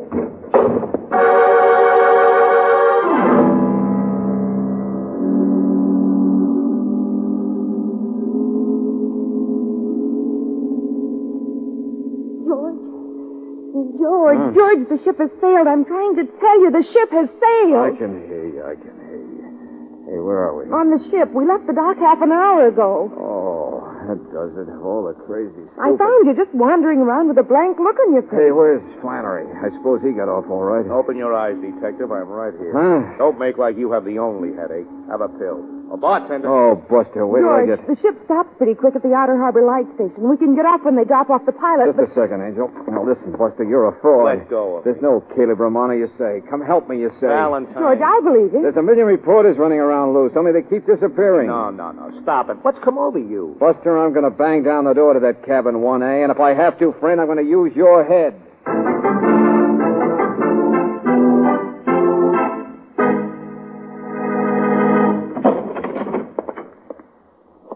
You see? Nobody. Yeah, it's empty, all right, just like you said. Like the steward said. Mr. Valentine. All right, so I'm wrong. Just because somebody saps me, I act like one. But Flannery somehow on this hot air excursion... Hey, the boat's stopping. George, that's what we were just trying to tell you. Huh? Oh, yeah, the light station. We get off. No, George, the reporters, that's why we're stopping. The what? There aren't any, are there? The little genius's hoax is still nice and undetected, isn't it? At the light station, the purser got them there. What? When you sent me to find him, remember? The purser said he was the one who telephoned that hotel. He's having the ship stop half an hour at the light station for them to come aboard. The purser? Why? Oh, you innocent babe. Why, he says. They saw Romano's name on the passenger list. That's why. Now the steamship company wants to get into the act. Show off their big passenger, Romano. It's for... Oh, no. No, I can't say it. It's for publicity, George. They want some publicity, too. Oh, brother. Now I've heard everything. All right, Brooksy, this is where we came. Hey, wait a minute. Valentine, wait. You built yourself this headache, Buster. Oh, don't worry. Just show the boys from the press the albatross around your neck. You explain to them why this cabin's empty. But me, I'm through with them. Where do you think you're going? Lieutenant Riley. That's right. Nobody's coming aboard this ship but me, Valentine. Now, what in the name of... A fisherman complained somebody threw a body in his net. What? You heard me. Right in the harbor here, a body was thrown off this ship. A man, a big shot. That guy you read so much publicity about. Caleb Romano. The man who doesn't exist. Hey, what's the matter with that bird there behind you? George, I think Mr. Flannery fainted.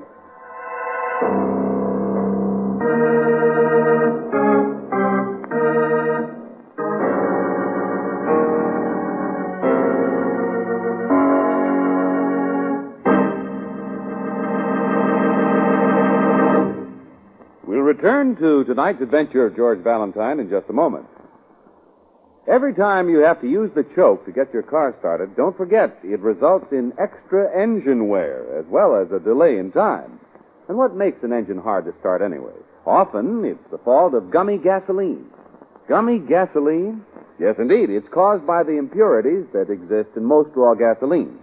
But Chevron Supreme is the gasoline that is super refined to prevent engine sticking gum, to keep spark plugs, rings, and carburetor free of this contaminant.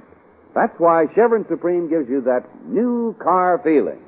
Not only faster starting, but quicker pickup in traffic and ping-free power on the steepest hill. Just try super refined Chevron Supreme. It's the gasoline that gives you full mileage in the kind of driving you do. Buy Chevron Supreme at independent Chevron gas stations and standard stations, where they say and mean, we take better care of your car.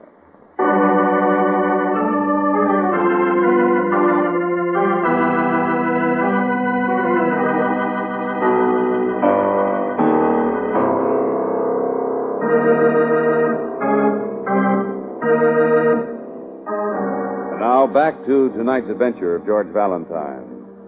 Caleb Romano was a romantic, mysterious figure, a bachelor sought after by many women, friend of the great, maker of tabloid headlines, the dream of what every middle-aged man would like to be.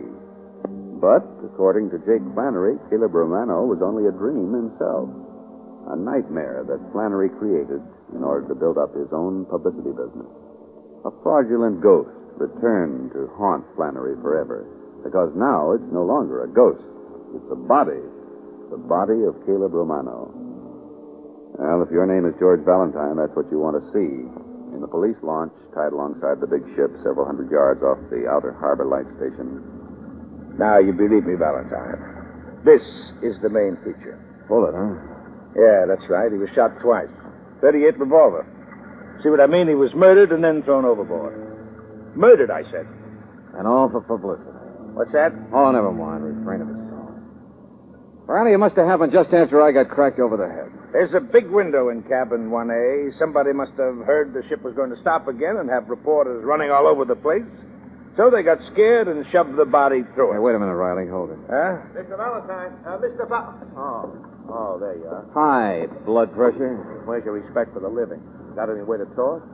Just wondered if you got things straight with the inspector. Flannery, I'm a lieutenant this season. And yes, I've heard that spruced up story of yours. And furthermore, I'm convinced you're the only fake around here, see? You see this pretty gold cigarette case? Huh? Oh, initialed, huh? Yeah, very classy. C.R. Or would you rather paw around in a wallet? Same initials, C.R. Hey, what else was on the body, Riley? Doesn't mean anything. Might be Chauncey Rose or Charlie Rappaport or even Captain Riley for all you can. And he was wearing a nice new wristwatch. Caleb Romano. But it can't. You engineered all of this. Cooked up the stories for Valentine It here. doesn't exist, I tell you. I don't know why that stuff's on him. Well, who collects now that Romano's dead? That's all I want to know. No. Listen to me. It's not true. And don't give me any more that don't exist stuff. I know, see? I read an article once about Romano in a magazine myself. I wrote that article myself. I made it up. And, friend, I'm going to write you a nice long ticket. Hey, cut it out, both of you. Huh? Riley, I got some more initials. Huh? Yeah. Mr. Valentine, please tell me. Stop babbling, will you? Take a look here. J.W., 1929.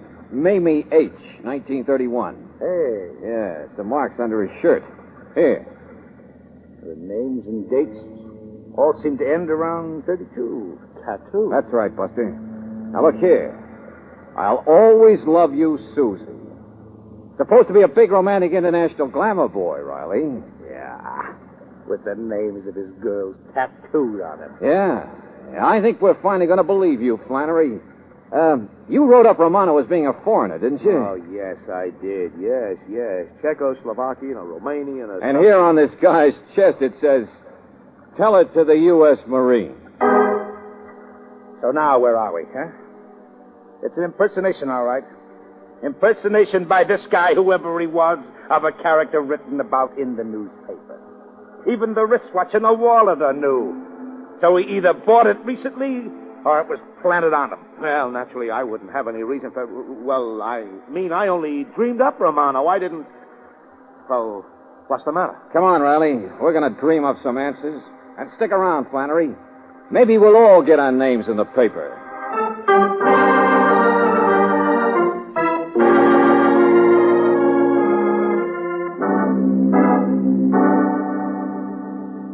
But I'm trying to think, Mr. Valentine. There's so many men aboard a ship, and it's all so exciting, at least for a single girl like myself. Yeah, sure, Miss Nelson. Is that it, Nelson? Topeka Nelsons. Oh, I've taught Latin there in the high school for I don't know how many. Yes, well, will you please try to remember? You see, you were there almost at the right time. You must have seen... But I prowl all over the ship. I always do at sailing time. I travel a great deal, all of us girls, and it's so thrilling to see what kind of experiences you're going to have. Like men, you mean? Well, really, Lieutenant. Well, that's what he's trying to ask you. Did you see a man in cabin 1A? Did you happen to look into... Certainly not that forward. Well, did you see a man in the general area? Oh, excuse me, ma'am, but this guy who was in 1A was killed, and you're the only person who had even a remote chance of seeing or hearing I'm trying, Lieutenant. I am trying. But I was late coming aboard myself, and Well, I remember you, Mr. Valentine. There was so much luggage in the corridor, we bumped into each other, didn't we? And, of course, the steward in that section. That's you, Claude. Yes, sir. Yes, of course, sir. I wish I could. Well, there might have been something if only I Think, could... will you, lady? Think, will you, please? Oh, skip it, Riley, skip it. Huh? I understand, Miss Nelson. Thanks very much. Oh, thank you, Mr. Valentine. Claude, you want to repeat that story of yours? If you wish, sir. I was quite busy with the embarkation. From the beginning. I accepted $1,000, yes, sir. Mr. Flannery is an old customer of the line. I only wished to oblige him. It was a very small fraud merely to pretend there was somebody in what I thought to be an empty cabin. I never even looked in that cabin, sir. I locked the door, told anyone who came near that the gentleman inside did not wish to be disturbed. I was pretending that the fictitious Mr. Romano was in there, and I went about my duties. You locked the door without looking in? Yes, sir. If it was already locked by somebody leaving, you'd have noticed it. Perhaps. Or if it was locked from the inside by that guy who got killed or somebody else, you'd have noticed that too. What? And it would have been locked, of course, since the body hadn't been thrown overboard yet. So in either case, you would have noticed it, but you didn't. You said the door was unlocked. Really, the logic you're trying to use, Now sir... tell me, Buster, why is it the more nervous you get, the tighter you hold your hand against your side? No, That's where you keep your precious $1,000? Or is that where... Get away from me. Got a gun. Grab him. Stop it. Let's go. Oh, no. No gun, Riley. Just his wallet, that's all. Give it back. Give it to me. Wow. 1,000? Jake Flannery said he gave you $1,000, but holy smoke. 2, 3, 4, 5, 6. All right now, Claude, where'd you get the extra 5? And don't waste any words this time. His name is Burnell, Sam Burnell. Go on. I met him. Never mind, that's not important. He's just a man, or was, I should say, unsuccessful at a good many things, in and out of trouble, in and out of the Marines, in vaudeville with a knife-throwing act, bicycle stunt rider on a tandem. You can check all this yourself. The only important thing was he had some money saved up and wanted to invest it. And you had something to sell. Well, in a manner of speaking, yes, sir. Well, it did seem ridiculous to me for Mr. Flannery to have built up that beautiful personality of Caleb Romano and then just want to throw it away. So you sold the vacancy to this Sam Burnell? Well, the role did have inducements. Perhaps he wished to write a book or marry one of these wealthy creatures who were always chasing after Mr. Romano in the Sunday supplements. Perhaps he... Yeah, sure, I get it. It was a perfect confidence game for him. But I don't see yet why he got killed. Neither do I, sir. I know nothing about his murder. Thank you, Claude. You're under arrest. But, Lieutenant... We'll call it material witness for the time. Overboard! Somebody overboard!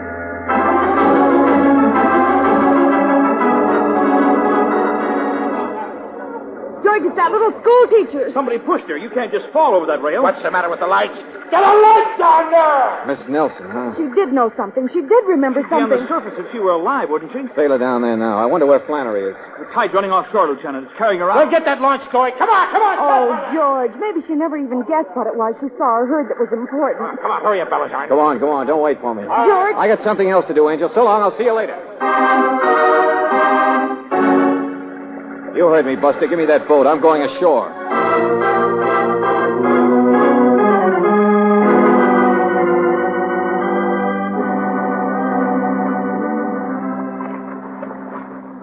Well, welcome, lady. I've been on shore waiting for you. Mr. Valentine. Oh, you don't swim very well. Saw the lights. Couldn't tell direction. Yeah, the current's pretty strong, but you'll be all right. Now, give me your hand. Easy does it. That's it. Oh, thank you. Oh. Yeah, not as young as you used to be, I guess. Oh. No, don't try to talk. You must have had the daylight scared out of you tonight. Oh, here we are. Just sit here now and get your breath. Pretty tough trying to swim like that after killing a man. What did you say? Yeah, you're the one who knocked me out, too, I guess. I was headed for cabin 1A. I had to be stopped so the body could be gotten out of there, tossed You overboard. mustn't talk like that, young man. Cabin 1A. You called it a room. The old traveler, huh? Called a passageway a corridor, too.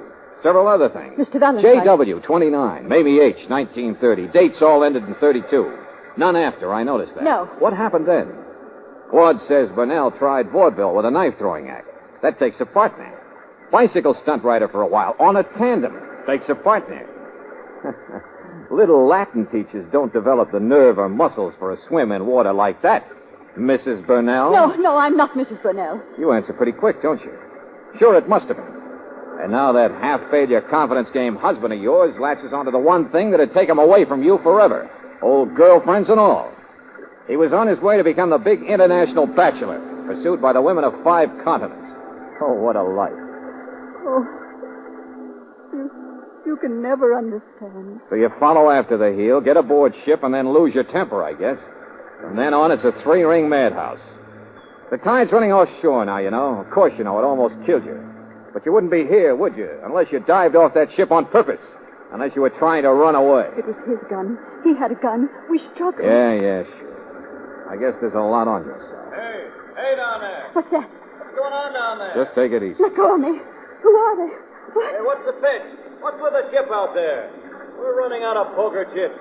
You just come from that ship out there? Reporters, that's all, Mrs. Burnell. From the Outer Harbor Light Station. Every reporter in town still waiting. Hey, what is it? What's up? I tell you, we're getting pretty sick and tired of these publicity gags.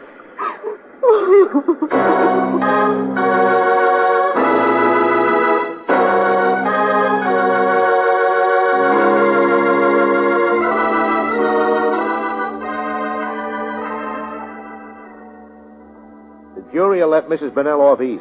I'm in tune with that kind of stuff, Miss Brooks. Symphony and sob, that's the angle.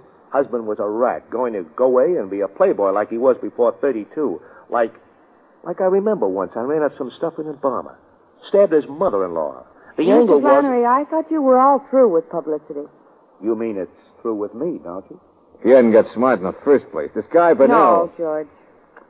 If the job of being Caleb Romano hadn't been around, that man would have left his wife some other way. With probably the same result. Thank you, beautiful. Thank you. Yeah, maybe you're right, Brooksy.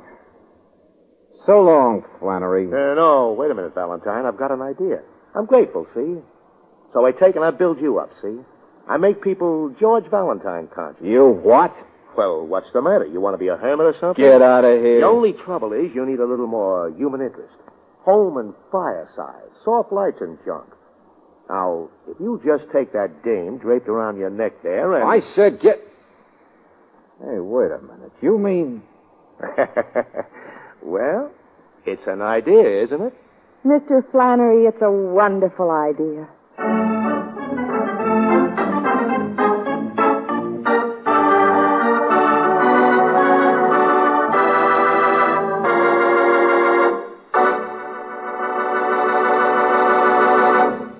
Imagine how you'd feel if you found that your car's fuel tank had a slow leak and that you were losing 1 gallon of gasoline out of every 10. Expensive? You bet. But many motorists are losing that much gasoline simply because of worn and neglected spark plugs.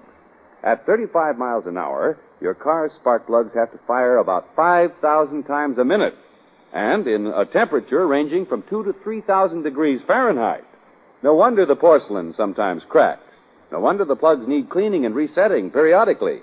In fact, if your spark plugs have traveled more than 10,000 miles, chances are you'll be money ahead by getting new Atlas Champion spark plugs.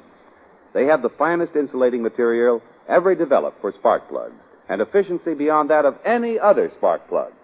So, to prevent gasoline waste and for better engine performance, go on Atlas Champion spark plugs and have them inspected at regular intervals.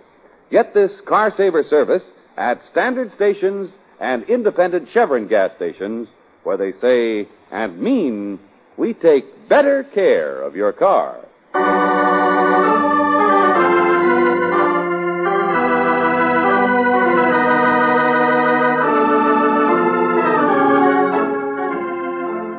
Tonight's transcribed adventure of George Valentine has been brought to you by Standard Oil Company of California on behalf of independent Chevron gas stations and standard stations throughout the West.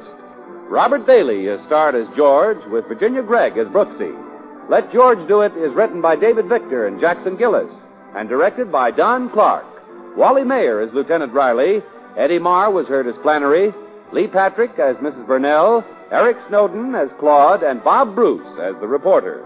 The music is composed and presented by Eddie Dunstetter. Your announcer, John Heaston. Listen again next week, same time, same station, to Let George Do It. This is the Mutual Don Lee Broadcasting System.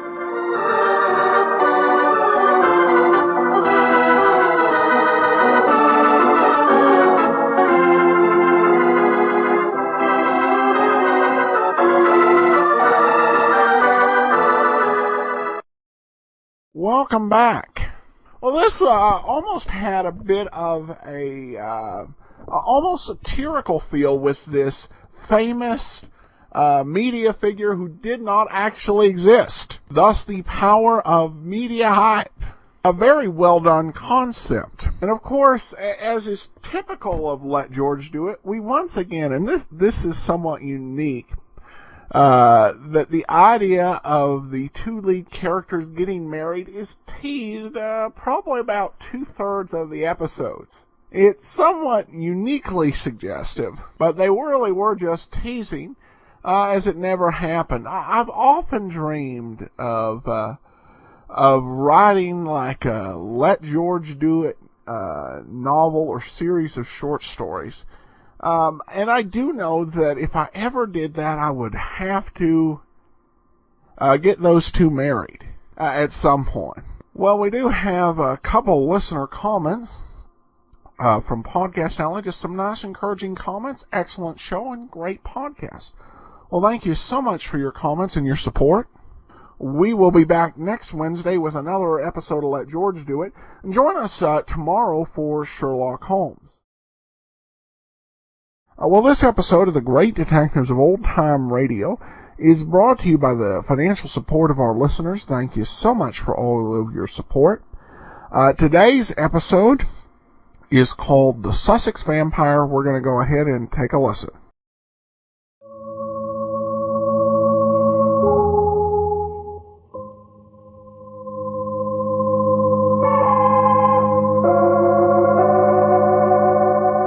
From New York, the makers of Clippercraft clothes for men and 924 leading retail stores from coast to coast present the world's most famous detective, Sherlock Holmes.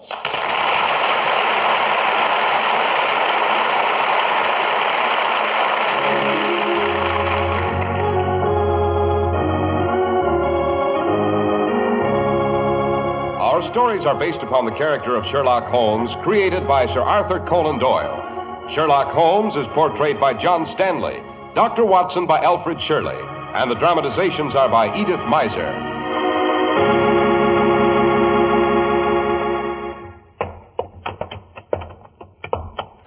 Winter's certainly here, Dr. Watson. There are snowdrifts 3 to 4 feet high piled outside your door. Let me take your galoshes, Mr. Harris, while you warm your feet by the fire. Boy, this feels good. I think I'll just dig in here for the winter, Doctor. Well, why don't you? And hear a Sherlock Holmes adventure every evening. Say, come to think of it, that would have the good old Arabian Nights beat all hollow. Thank you, Mr. Harris. A very neat compliment indeed. Well, Dr. Watson, which of your many Sherlock Holmes adventures have you decided to tell us this evening? Well, to tell the truth, I was in a quandary as to where to begin until I received a communication by this afternoon's post. Oh, here it is. Thank you. Wedding announcement. Gloria Waverly Pembroke to Juan Fernando Ferguson. Say, that's a strange combination of names. Juan Fernando Ferguson, Doctor? Yes, Juan Fernando Ferguson was the victim in the case of the Sussex Vampire, although he was hardly a year old at the time. The case of the Sussex Vampire. That sounds promising. Just what is a vampire, Dr. Watson? That's the exact same question that Holmes put to me at the beginning of this case. But before we go into the subject, suppose you say a few well-chosen words on another subject. A subject we're very pleased to hear about on this program. I thank you, Dr. Watson. A few words that give you the whole story in a nutshell are these. Clippercraft clothes are the best values in suits, top coats, and overcoats you've ever seen. Now, you have every right to say to me, how do you explain that, Mr. Harris? Tell us what makes it so. Well, explaining Clippercraft's great values is simple as ABC. They're planned values. They take advantage of all the ingenuity their makers can bring to bear. The Clippercraft plan concentrates the buying power of 924 leading stores across the nation, making tremendous savings in manufacturing and distribution costs. You get the savings this brilliant plan makes possible. What's more, you get them at your own local independent store, at the store you can trust. Until you see them, You wouldn't believe such beautifully tailored suits were possible at only $40 and $45. Such handsome top coats and overcoats at only $40. Clippercraft values are so downright remarkable. We urge you to compare them with clothes selling for many dollars more.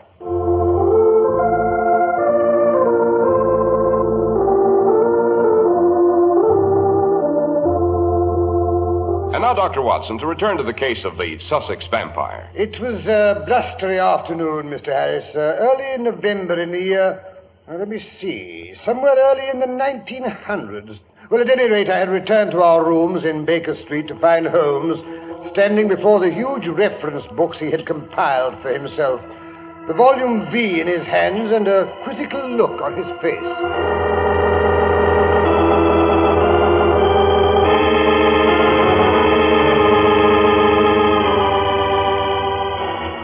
Ah, there you are, Watson. You look a trifle windblown. Well, it doesn't take any brilliant deduction on your part to ascertain that fact, my dear Holmes. What a gale. It fairly tears the coat off your back. I had to chase my hat almost the entire length of Kensington Gardens. Oh, I'm completely exhausted. Oh, nonsense. A little strenuous exercise is good for you. Oh, yes? Then why don't you indulge in it more frequently? I don't need to. My waistline isn't becoming unmanageable. Well, there's nothing matter with my waistline. A bit more substantial than yours, perhaps, but it's... Watson, stop your spluttering. I haven't time to listen. We've something more serious on hand. Oh, I say, a new case? I haven't decided. Watson, in your own invaluable opinion, just what is a vampire? Oh, I thought you didn't have time for any tittle-tattle. I haven't. My question's entirely serious. A vampire? Oh, well, a vampire is supposed to be a sort of walking corpse that lives by sucking human blood and can only be held in its grave by a stake driven through its heart. It's a purely legendary figure like werewolves and sea serpents. Exactly, a childish bugaboo, pure rubbish. Yes, just the result of a lot of ignorant peasants frightening each other. Their imaginations run away with them. Hocus-pocus like that could never become current in England. No? Superstition's a difficult thing to stamp out. Read this letter. Oh, what is it? The hysterical ravings of some neurotic female? On the contrary, it's a business letter from Morrison, and Dodd, one of the oldest and most reputable law firms in the city. Read it. Mr. Sherlock Holmes, in Re Vampires. Sir, our client, Mr. Robert Ferguson, of Ferguson and Muirhead, tea brokers of Mincing Lane, has made some inquiry from us concerning vampires. As our firm specializes upon the assessment of machinery, the matter hardly comes within our purview, and we have therefore recommended Mr. Ferguson to lay the matter before you. The question now is, does it come within our purview either? Well, we seem to have been switched into Grimm's fairy tale. We may as well expect a witch on a broomstick to come flying down the chimney, eh? Oh, well, anything's better than stagnation, eh, Watson? Besides, stamping out superstition's one of my hobbies. Now what? Come in. Oh, good afternoon, Mrs. Hudson. A letter for you, sir. Came by the late post. From Mr. Robert Ferguson, Cheesemans, Lamberley. Thank you, Mrs. Hudson, thank you. Don't mention it, sir. Well, this Mr. Ferguson, he doesn't seem to have lost any time in getting in touch with you, Holmes. No, the matter must be fairly urgent. Cheesemans, Lamberley. Where is Lamberley, Watson? In Sussex, south of Horsham. Read the letter, there's a good fellow. Oh, really, Holmes? You're becoming more indolent every day. Rubbish. Just because I sit here relaxed with my eyes closed doesn't mean I'm not mentally alert. But get on with the letter, get on with it. Well, wait a minute, can't you? Well, wait till I get it out of the envelope. There we are. My dear Mr. Holmes, I have been recommended to you by my lawyers, but the matter is so delicate I hardly know how to explain it to you. Some 5 years ago, I married a South American lady, the daughter of a Peruvian merchant. She's very beautiful and a most loving wife, but I cannot help feeling that there are sides of her character which I can never explore or understand. A few months ago, she began to show some curious traits quite alien to her ordinarily sweet and gentle disposition. This is my second marriage. I have one son by my first wife, charming and affectionate, but a cripple. Twice my wife was caught in the act of assaulting this poor lad in the most brutal and unprovoked way. That was a small matter, however, compared with her conduct to her own child, a beautiful boy just under 1 year of age. The story, if true, is almost too horrible to mention. One afternoon last week, I heard my older boy screaming upstairs. Almost immediately, the baby's nurse burst into the room and begged me to follow her as my wife was in one of her spells.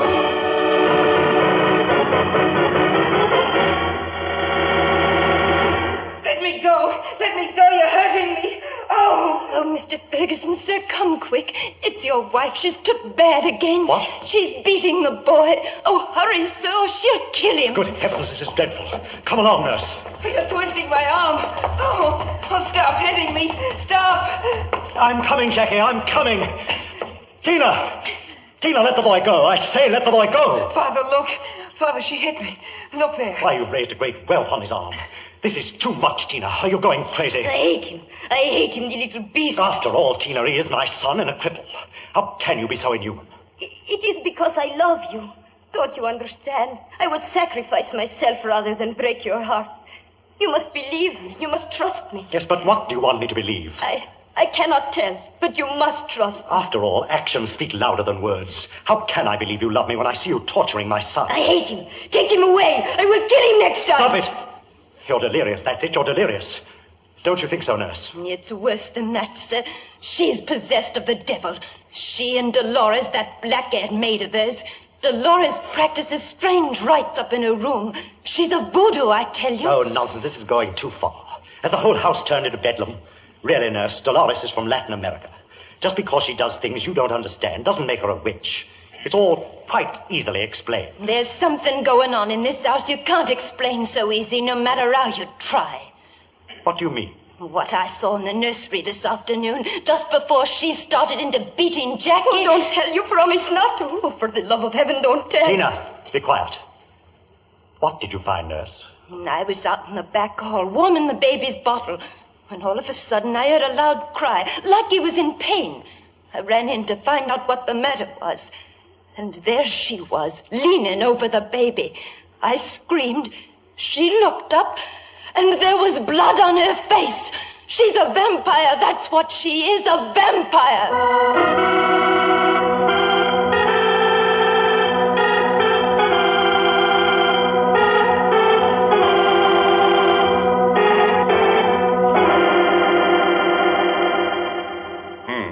Thoroughly unsavory, Watson.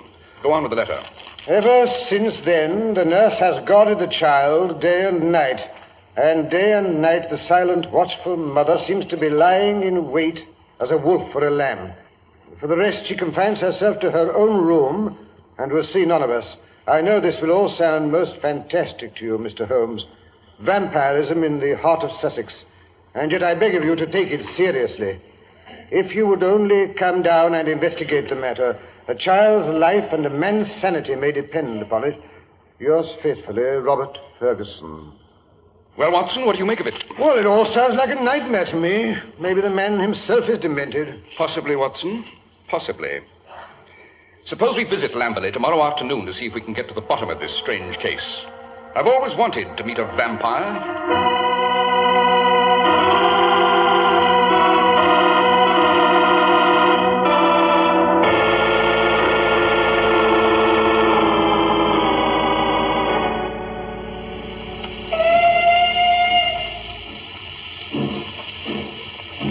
Ah, yes, that must be our client, Mr. Ferguson, waiting at the other end of the platform. You mean the long, slab-sided man with loose limbs and a splendid back? He looks prematurely aged. An experience like this would add years to any man's looks.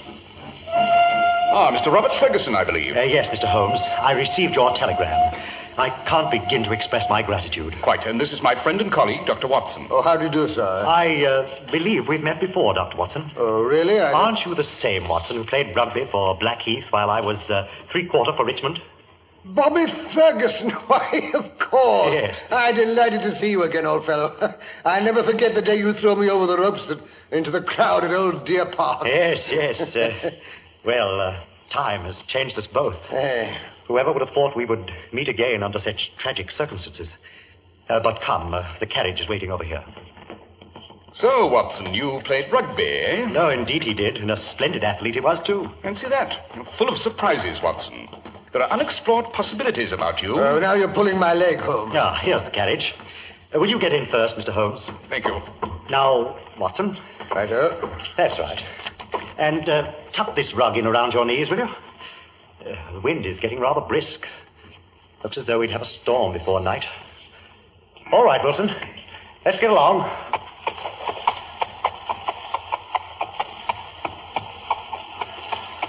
Now then, Mr. Ferguson, if you don't object to a few personal questions... No, anything.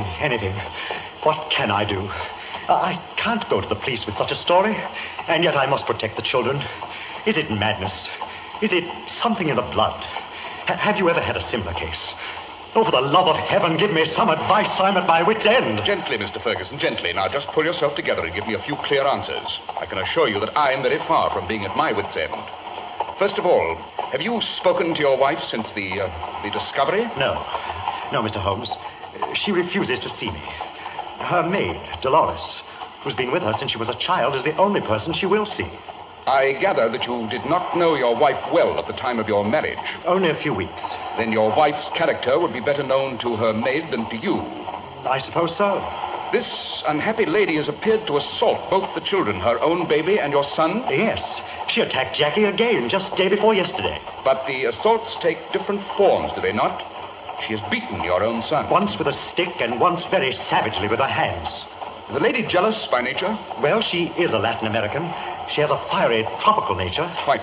But the crippled boy, he's 15, I understand, and probably very bright mentally since his body isn't as active as other boys. Did he give any explanation of these assaults? No, he declared there was no reason. Were they good friends at other times? No, there was never any love between them. And yet you claim he's affectionate. Well, I've never seen a more devoted son. He's absorbed in everything I say or do. Most interesting. Were the attacks on the baby and your son at the same period? In the first case, yes. It was as if she were seized by some frenzy and had vented her rage on both. In the second, it was only Jackie who suffered. And possibly because nurse kept a strict watch over the baby. I see. But here we are, Mr. Holmes. Cheeseman's. The old houses in this part of the country are still named after their original builders. Yes, I see a rebus of a cheese and a man on the ancient tiles that line the porch. The middle section of your house is very old, Mr. Ferguson. Yes, the wings are newer. Very interesting building with its towering Tudor chimneys and its lichen-spotted roofs. If you will come in, sir, I can offer you some refreshment. That will be most welcome. My bones are chilled. The wind's rising. That storm can't be far off. Look at those clouds. Well, reminds one of the riders about carriers, eh, Ferguson? Oh, come in, Watson. Come in and shut the door. All right. That's better. Now, if you'll just... Oh, Dolores. Si, senor. Dolores, bring some sandwiches, will you? And have the windows shuttered. It looks as though we're in for a storm. Si, senor. I shut them after I order sandwiches. That is your wife's maid, I take it. Yes. Handsome girl, but a bit primitive, eh? I see your iron fire screen is dated 1670. Oh, yes. We've got a great mixture of dates in this room. The half-paneled walls may well have belonged to the original yeoman of the 17th century. And the watercolors hung along the lower part are obviously modern. And the collection of weapons and utensils nailed against the yellow plaster. Those are the oldest of the lot. Inca Indian relics, I believe. No one knows how old they really are. I see. My wife brought them from Peru. This quiver, for instance. Most enlightening. Hello, here comes Carlo. Well, how's the boy? Come here, boy. Nice-looking spaniel, Ferguson. Hello. What's the matter with the dog's hind legs? Oh, that's what's puzzled the vet. It seems to be a sort of paralysis. Spinal meningitis, he thought. Come here, boy. Come on. It seems to be passing off. He'll be all right soon, won't you, Carlo? Won't you, old boy? He knows we're talking about him. Look at him thump his tail. Did this paralysis come on suddenly? In a single night. How long ago? Several months. Very remarkable. Very suggestive. What do you see in it, Mr. Holmes? The confirmation of my suspicions. What are your suspicions, Mr. Holmes? It's just an intellectual puzzle to you, but it's life and death to me. My wife's a victim of some terrible curse. My child is in danger. Oh, don't play with me, Mr. Holmes. It's all too horrible. Calm yourself, my dear fellow. Keep a stiff upper lip. You may have to bear still greater pain, I fear, but I'll try to spare you as much as possible. I hope to have a solution before I leave this house tonight. The storm has broken at last. I say, listen to the rain. Yes. I got the shutters closed just in time. Thunder, by Jove, at this time of the year. It's a thoroughly bad night. Sandwiches, senor. Oh, yes. Come in, Dolores, and put them there on the table. Careful, careful. Why, you almost dropped the tray. What's the matter, Dolores? Why, you look as if you'd seen a ghost. I'm frightened. Listen. You hear that storm? It the great dogs of death howling round this house. My mistress, she very sick. She no take food. I'm frightened to stay with her without doctor. I should be glad if I could be of service. Would your mistress see Dr. Watson? I take him. I not ask leave. She need doctor. Oh, then I'll come at once. You're sure you're not afraid? My wife may be really dangerous. Oh, rubbish, Ferguson. I can take care of myself.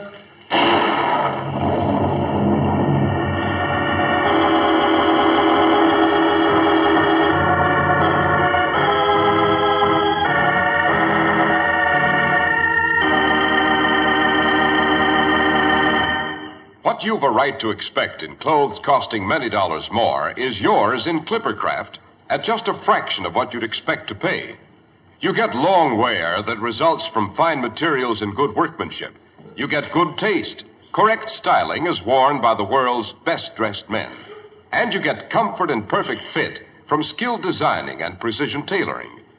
American production genius applied to the making of clothes makes this possible. That and the unique Clippercraft plan concentrating the buying power of 924 of the nation's leading stores from coast to coast.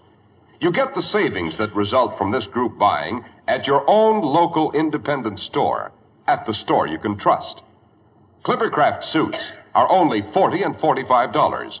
Clippercraft top coats and overcoats are only $40. Selling expensive clothes at inexpensive low prices at the nation's finest independent stores is the great big idea behind the Clippercraft plan. That's why men who know insist on Clippercraft clothes. So be sure to visit the Clippercraft store in your city.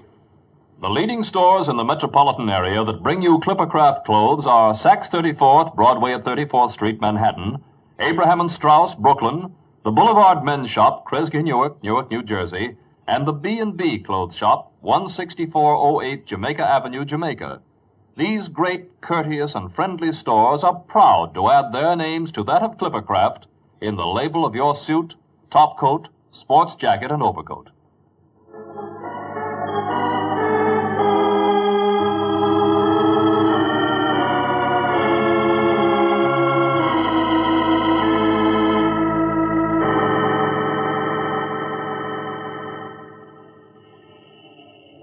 I wish Watson would come back. He's been gone over half an hour. He's all right. If anything had gone astray, I should have heard it. I've been listening. Oh, so that's what you've been doing. You were so quiet, I thought you were dozing. Wait. Something now. Listen. I can't hear anything but the rain. It's coming this way. Hear it?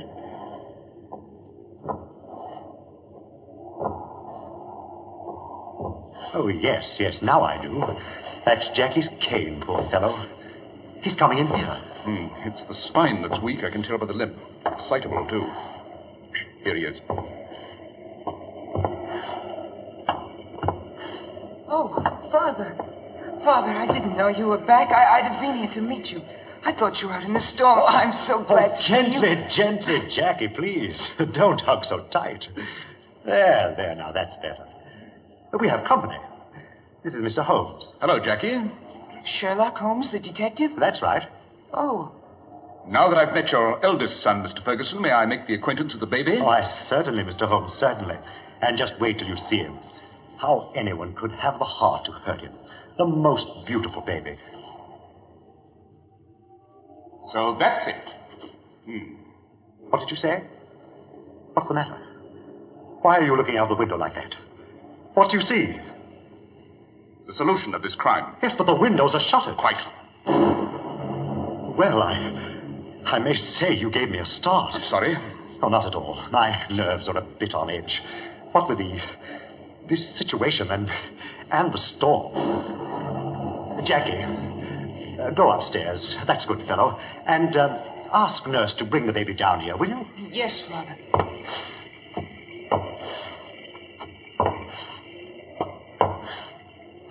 Has it ever occurred to you, Mr. Ferguson, that this story about your wife's peculiarities might have been made up by the nurse to get revenge on her for some slight? Oh, impossible.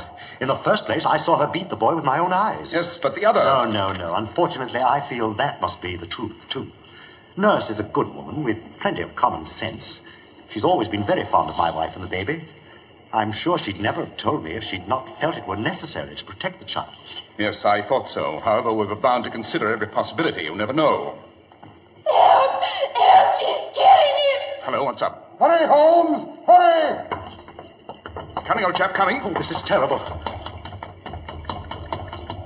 What's up? What's happened? Mrs. Ferguson. Her bedroom door was open. She saw the boy go into the nursery. Quick as a flash, she was out of bed and into the other room. Oh, it's awful. There was Jackie standing beside the crib playing with the baby when she comes in, raging like a tiger, shoves him aside, snatches up the baby, and dashes into her own room before you can wink. Oh, quick. We must get the baby away from her. The door's locked. We can't get in. Break it down, then. Help me, Watson. 1, 2... Stop! Get out of the way, Dolores. You know, take one step or I shoot. Tina, look at her. She's got the baby. In heaven's name, don't take the baby away from me. Please don't take him. Stand back, you no touch her. Go ahead and shoot. I'm going to save my baby. Easy, Ferguson, easy.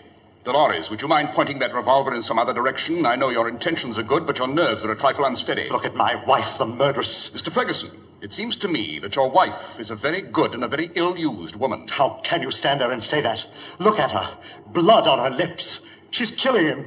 Has it ever occurred to you that a wound may be sucked for some other purpose than to draw blood from it? What do you mean? To draw poison from it. Your wife has been risking her own life to save your child.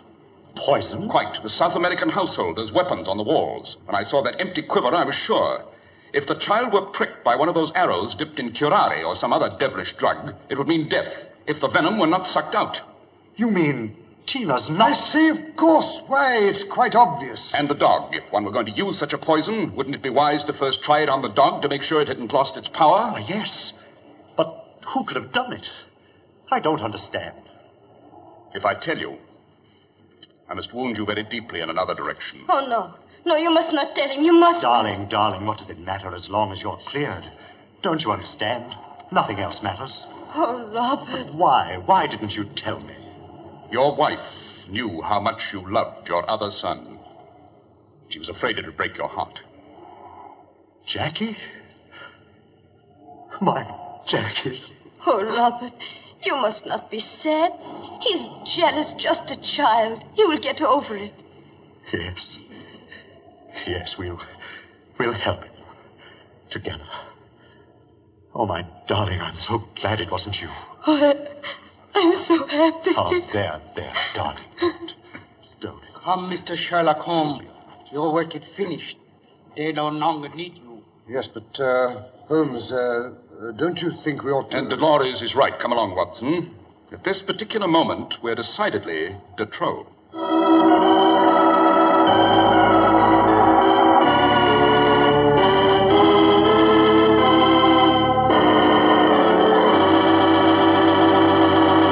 Why, that's a pretty harrowing story, Dr. Watson. Did Jackie recover his mental balance? Oh, yes, indeed, Mr. Harris. They sent him around the world with a good tutor. Sea air, marvelous for adolescent nerves. Yes, Doctor, but how did Holmes know it was the boy? You remember his saying he saw the solution of the crime in the shuttered window pane? Well, Mr. Harris, what he really saw was the reflection of the boy's face when his father affectionately mentioned the baby. Holmes caught a glimpse of such jealousy and cruel hatred as one seldom sees on a human face. Well, Dr. Watson, that certainly is a thrilling story, and you certainly know how to tell it. To paraphrase my friend Sherlock Holmes, elementary, my dear Mr. Harris. Elementary. And what story are we to have next week, Dr. Watson? Well, next week I think I'll tell you how Holmes and I spent the Christmas holidays at Pendragon Castle and became involved with a ghostly lady in white, the honor of the Nevilles, and a Father Christmas who, quite unexpectedly, sang bass.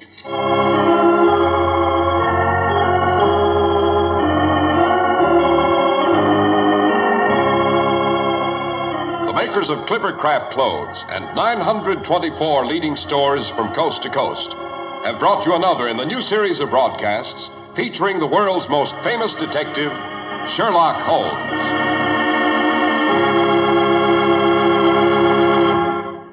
Sherlock Holmes is produced and directed by Basil Lochran, with special music by Albert Berman.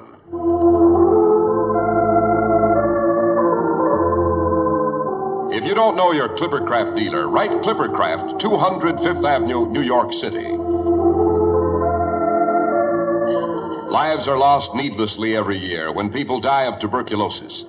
You do your part to prevent tuberculosis when you buy and use Christmas seals. And be sure to do your Christmas mailing early. Be sure to listen next week to Sherlock Holmes in the Adventure of the Christmas Bride. If you'd like to attend the Sherlock Holmes broadcasts in New York, see your local Clippercraft dealer, and he'll tell you how to obtain your tickets. This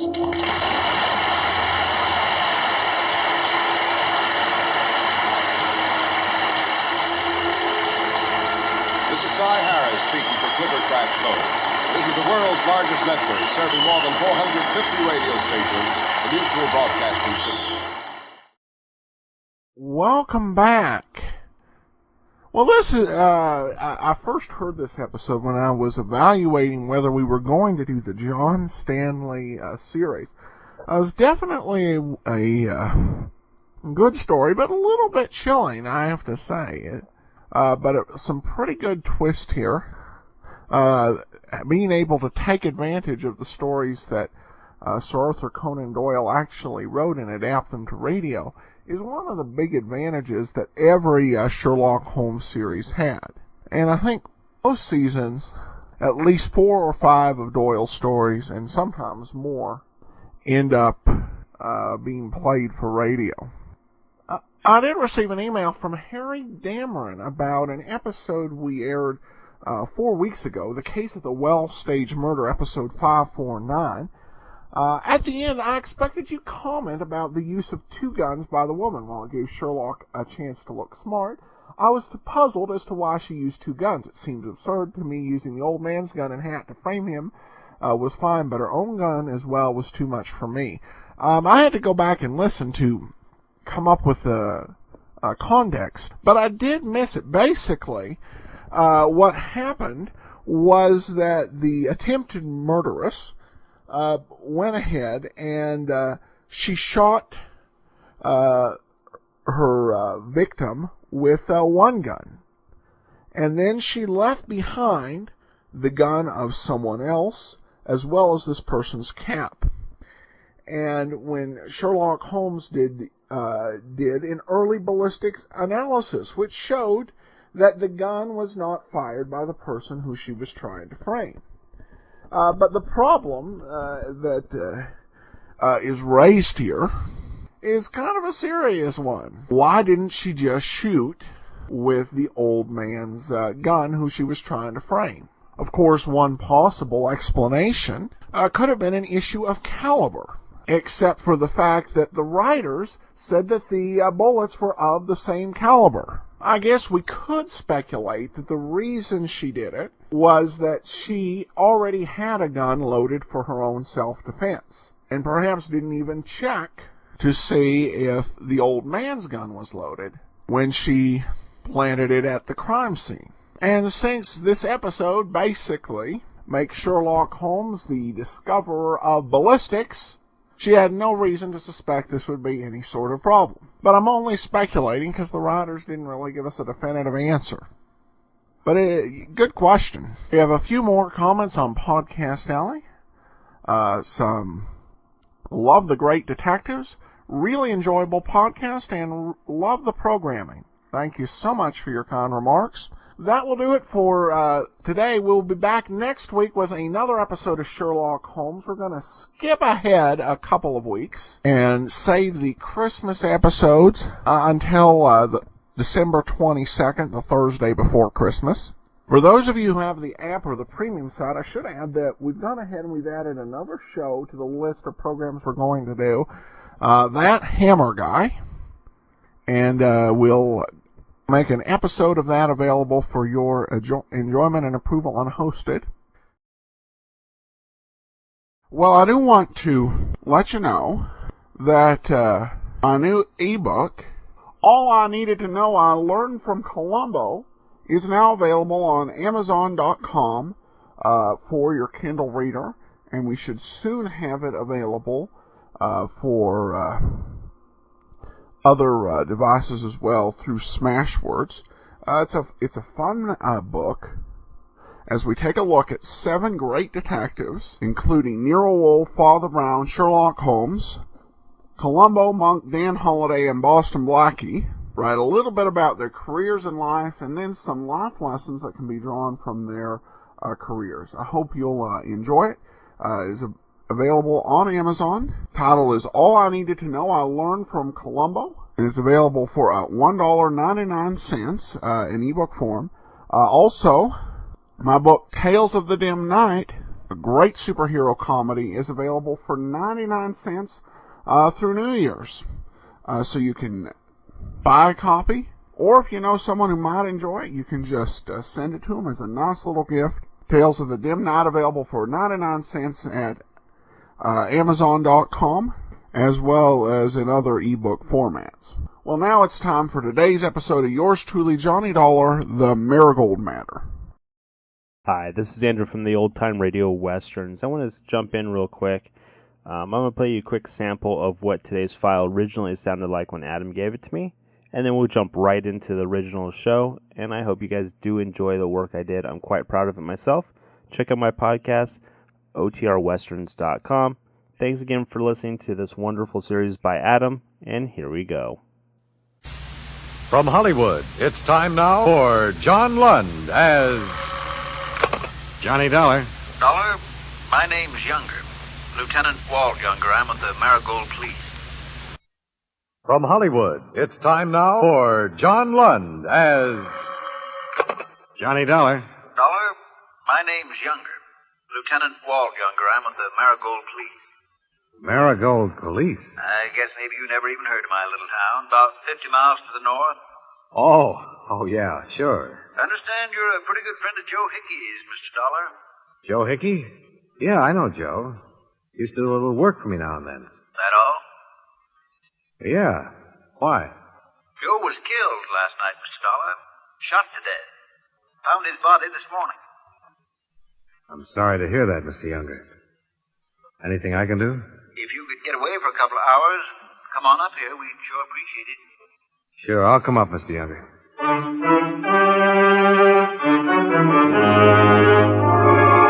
John Lund in a transcribed adventure of the man with the action-packed expense account. America's fabulous freelance insurance investigator. Yours truly, Johnny Dollar.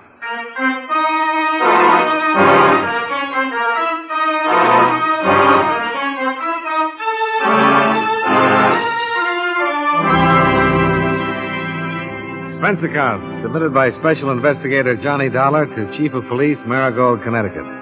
The following is an accounting of expenditures during my investigation of the Marigold matter. Expense account item 1, $2, bus fare and incidentals, Hartford to Marigold, which turned out to be a little village settled in a sloping valley that was white and clean with fresh snow. A local citizen in galoshes and sheepskin jacket told me that the building that looked like a bookshop was the police station. And sure enough, it was. And 2 men who looked like anything but policemen greeted me. Hello, Mr. Dollar. I'm Walt Younger. I talked to you on the phone. And sidekick here, Sergeant Cherry. Mr. Dollar? Sergeant Cherry. Have a chair. Thanks. Nice of you to meet Mr. Dollar. What's about Joe Hickey? Well, sir, he's been murdered. We don't know why or who did it. How well did you know him, Mr. Dollar? Oh, he did some legwork for me when he lived in Hartford. I see. Here. This was on him. It's for you. What? We found it on his body. Go ahead, open it.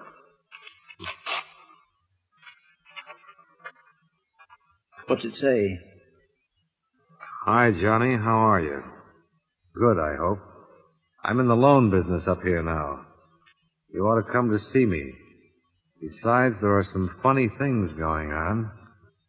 And I could use some help from you for a change. Could you come up and give me a hand? Regards, Joe Hickey. Dated yesterday. Guess he never got to mail it. Yeah. When'd you hear from him last? Oh, it must be 2 years anyway. Any idea why anybody would kill him? No, none at all, Sergeant. Well, neither have we, Mr. Dollar. But we wanted to talk to you before anybody.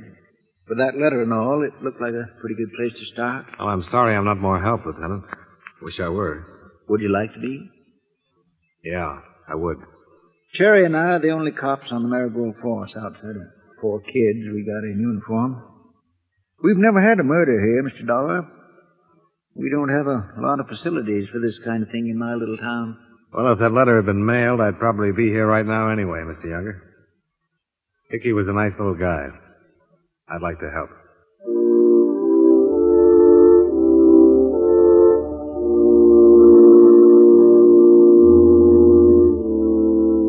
Sergeant Cherry stayed at the station while Lieutenant Younger and I drove out on the cold, crisp day to the scene of the murder. A bend in the road about a mile out of town.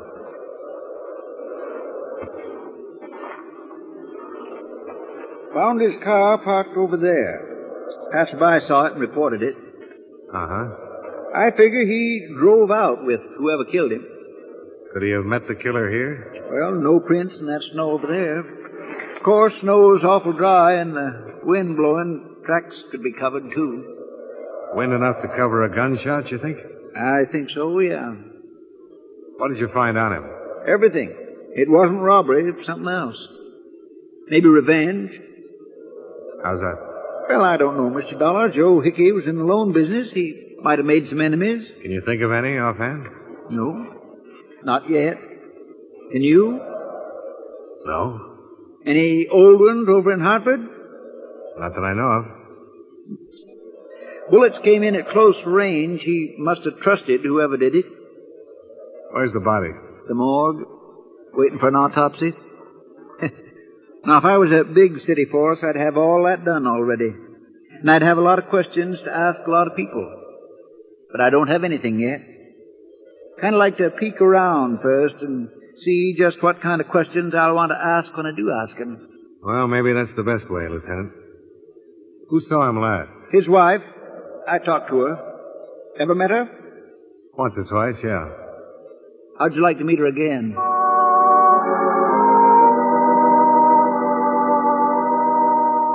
I didn't want to particularly, but I had a feeling that old Walt Younger wanted me to. He waited for me in the car as I went in to see Joe Hickey's widow. She'd aged a bit since my days, but not too much. It was sweet of you to come all the way out here, Johnny. I'm glad you're here. Nice to see you again, Pat. I'm sorry the circumstances are what they are.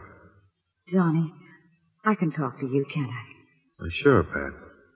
What is it? Oh, I feel so awful. Joe and I hadn't been exactly hitting it off lately. I'd been thinking of divorcing him for some time. Uh-huh. Would he give you one? Well, no, not exactly. Oh, stop it, Johnny. Don't look at me like you're a policeman or something. You don't think I had anything to do with killing him, do you? I didn't say that. Well, you looked it. Well, I didn't mean to. Just that I haven't seen him for a couple of years, and all of a sudden he's been murdered. So I'm here asking about it. Johnny, he was my husband. And a second ago, you were telling me you were thinking of divorcing him. Did you love him? I didn't love him. I didn't hate him. Don't, Johnny, not to me. Where were you last night, Pat, while he was out being killed? Here, alone. He left about 8 o'clock and said he had some business to attend to. He never came back. Anybody call you? Anybody drop in and see you, Pat? No. Did he happen to tell you why he was sending for me? No. Did he mention my name at all? No. Johnny. What? I've done nothing wrong. I'm sorry, Pat. I didn't think you'd mind the questions from me. Well, I do. Somebody's going to have to ask them sooner or later. I'd rather it wasn't you. I thought you were my friend. I am. And I was Joe's friend. Please go.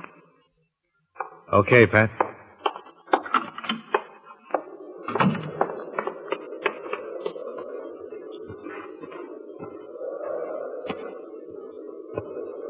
Well, that didn't take long. Not very pleasant, huh? No. Murder never is. Come on, get in. Am I doing your dirty work for you, Lieutenant? Well, now it all depends on how you look at it. For me, or for him, either one. This stuff's got to be done. Only so many people in this town, and one of them killed him. Left him there in the cold snow. I'd like to know who it is. Yeah, so would I. Well, what now? You just talked to the nearest of kin, and last one to see him alive. I was hoping you'd map out the next move. Who do you work with? You got a girl helping him in the office. Maybe she can help us. Maybe she can.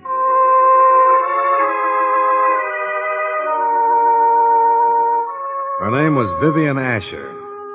And like most of the people in town, she'd heard about the murder, was frightened about it, and didn't want to talk too much about it. What? I said, can you think of anybody who might have wanted to kill Joe Hickey? Everyone makes friends and enemies. Tell me about his enemies. You'll find that out for yourself, Mr. Dollar. You worked with him. You were around him all the time. Did you ever hear anybody... No, I didn't. Did you know that he was worried about some situation here and that he'd written to me? No. Did you like him yourself? Yes.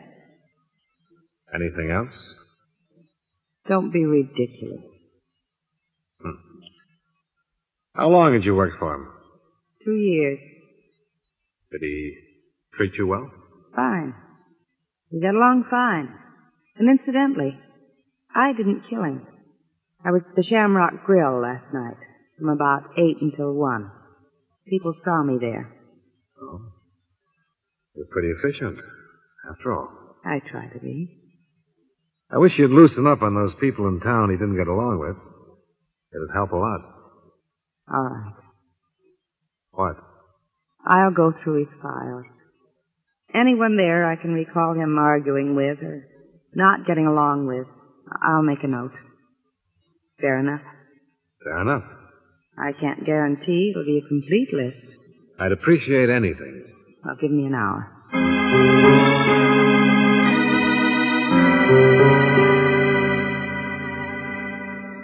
I could think of a lot more questions I wanted to ask her, but I was more anxious to see what kind of list she'd get up for me. And it was pretty impressive. About 35 names and addresses. Lieutenant Younger took one half, and I took the other. After 2 hours of plodding through the snowy streets of Marigold and interviewing a dozen people, I was convinced that all 35 hated Joe Hickey because he'd been pressing them for loan payments. An occupational hazard, I guess. But I was also convinced that none of them hated him enough to kill him. However, when I chanced into the Shamrock Bar and Grill, I met a man who was not on my list. Teal. Jim Teal's the name. Sure, I knew Joe Hickey. What about him? Trying to find out who killed him. Oh, yeah? You don't seem much interested, Mr. Teal. Why should I be? He was a bum when he was alive. Being dead doesn't make him any better. Yeah, you've got a point there. But why was he a bum when he was alive? Lousy shark. That's what he was, a thief. Did he steal from you? He tried to. Yeah? When was this? Why, just last week. He came to me with a paper and said that I owed him $235 on my car. He said I had to pay it or he'd take my car away from me. I told him he was crazy. Well, if you owed him the money, he wasn't stealing. You don't get it, fella. I didn't owe him any money, not a dime. What? I paid off that loan months ago. We were just trying to pull something, that's all. Other people tell you the same thing. I've talked to quite a few others. None of them have told me anything like this. Then you haven't talked to enough people. What did you do when he tried to repossess your car? I told him to get away or I'd take care of him. And what happened? I hit him. I remember Joe. He was about 140, dripping wet. What are you, 180? 87, mister. And it was all my pleasure. Yeah. Especially when he came back a couple of hours later and told me it was all a mistake. Imagine that squirt. Doing his best to beat me out of some money, then coming back and apologizing for it when he couldn't get away with it. Ever occurred to you that he had made a mistake? What loan company makes a mistake? They invented bookkeeping.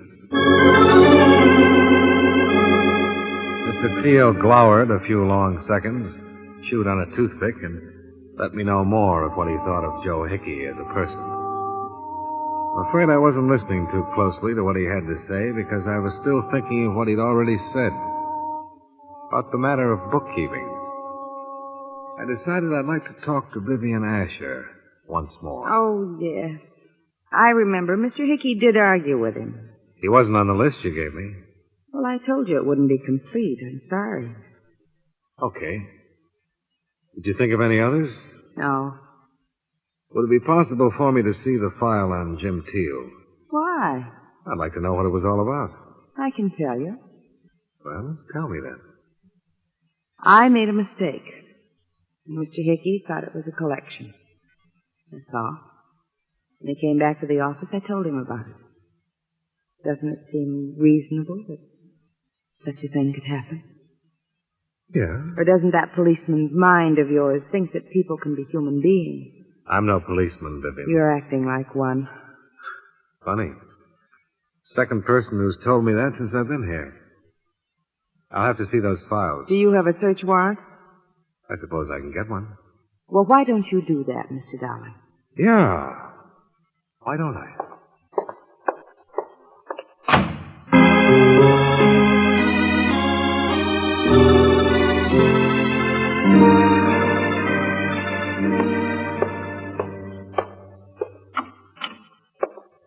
Oh, Mr. Dollar. Hi. Hello, Sergeant Cherry. Is Lieutenant Younger back yet? Not just yet. Can I help you? Yeah. Can you get me a search warrant for Hickey's Loan Company?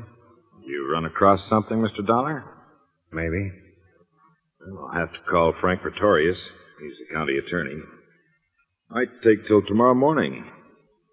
Oh. We're not incorporated here, you know. Not very fast. No. Well, never mind. Look, I picked up this ashtray in Vivian Asher's office.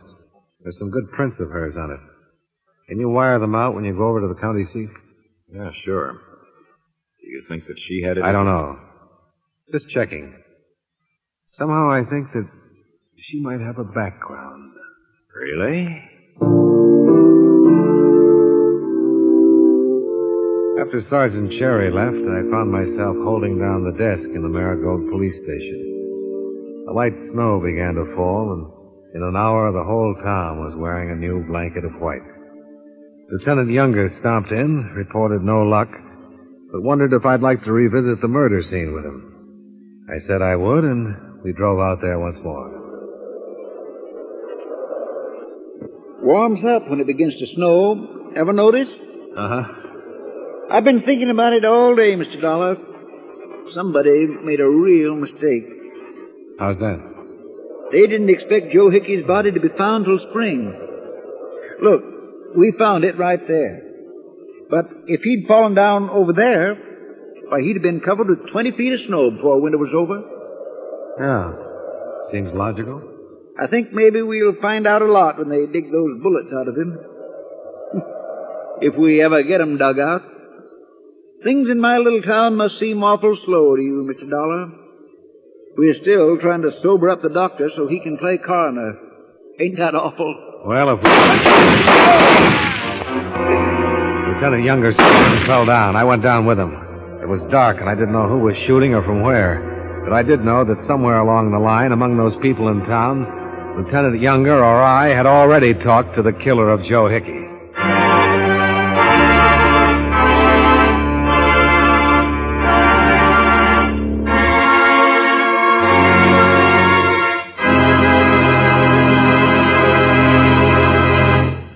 We'll return to yours truly, Johnny Dollar, in just a moment.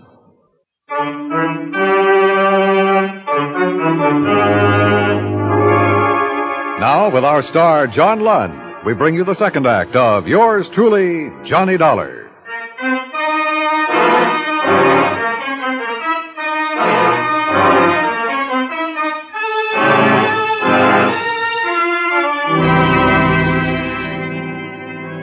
Whoever fired at us did it from the road that ran above the small ledge we were standing on. Neither one of us was armed, and there was nothing to do but stay close to the ground.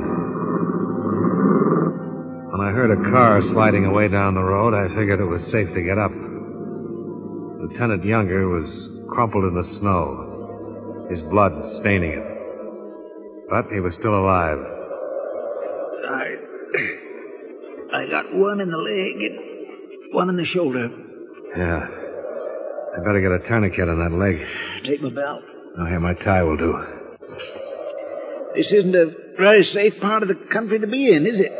No, not very. There. Now, how's that? Fine as a fiddle. You think you can make it back to the car? Give me a little help. One good thing about this. What's that? Exhibit A is in my leg. I half carried him up the path to the road and put him in the car. He didn't talk much the whole 50 miles to Hartford, where I turned him over to the medics in the emergency ward. After that, I returned to Marigold. There was one place I wanted to look at, search warrant or not. I didn't have too much trouble getting inside with a ring of passkeys. However, I didn't find much in the files that seemed important. When I jimmied open a locked drawer in Vivian Asher's desk, I came upon a good reason why she refused to let me look around. I dropped by her house to see her. What do you want at this hour? I know it's a hardship, Vivian, but it's a hard case. May I come in? All right. I've been floundering around here for almost 2 days, not knowing what I was doing or where I was going. Well, I can see. Somebody tried to kill Lieutenant Younger tonight. They nearly made the grade, and they came awful close to killing me. He's out of the picture for the moment. I'm going to do things my way. Matter of fact, I already have. Let's start with Teal. You forgot to tell me about him, didn't you?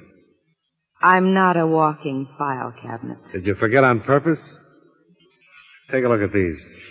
You were in my desk. Yeah, I sure was. What right did you have? Why are you after me this way? I'm after some truth. This is about $8,000 worth of delinquent loans, all recommended by you. What do they have to do with Hickey's death? Nothing. Absolutely nothing that I know of. Then why did you hide him? Because I don't know who killed Mr. Hickey. I don't know what delinquent loans have to do with it. All I know is I got scared and hid all the loans that I recommended. Go on. Mr. Hickey started letting me write loans last year, and I guess I made some mistakes. Yeah, I guess you did. What do you want me to say? No matter what it is, you'll make something terrible out of it. Will I? You're all alike. You want to chase people and frighten them and make them lie just to get away from you. You're standing here with a handful of papers that make me look stupid. My boss has been murdered, and the police can make anything out of those papers. So that's why you had him locked up? That's why. You can believe it or not. Well? I'll let you know what I believe later on. Why don't you get out of here? Why don't you get out of here and leave me alone?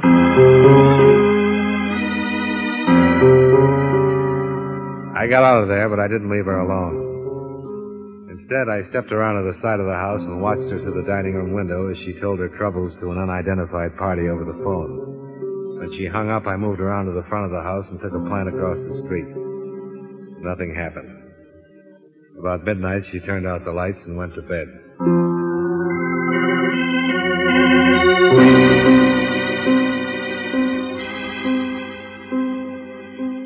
The next morning, I began to interview names at random from the loan applications I'd taken from her desk.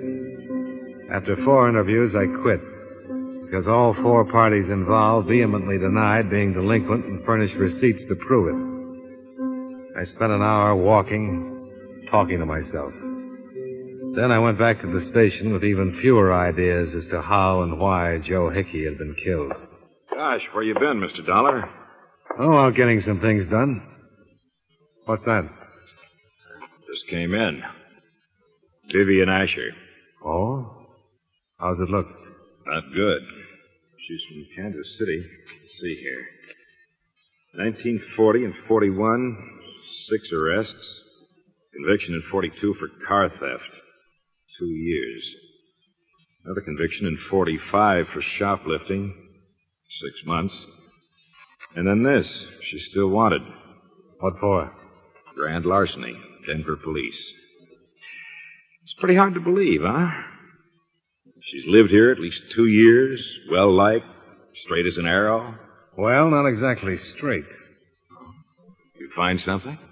Yeah. She's been writing loans delinquent and pocketing the payments for a long time now. You suppose Hickey caught her and she shot him? Yeah, probably that's it.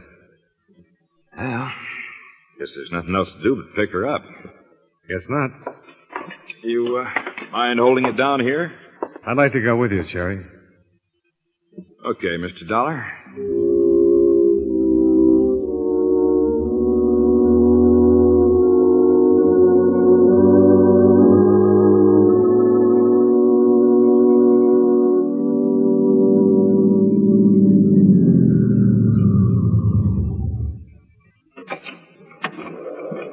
I don't think I'll take any chances with her, Mr. Dollar.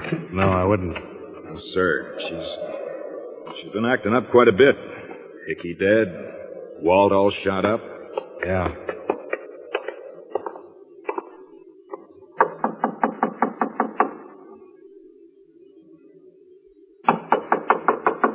Maybe she's out. No, she's home. How do you know? Car's in the garage. There. Oh. Barrie!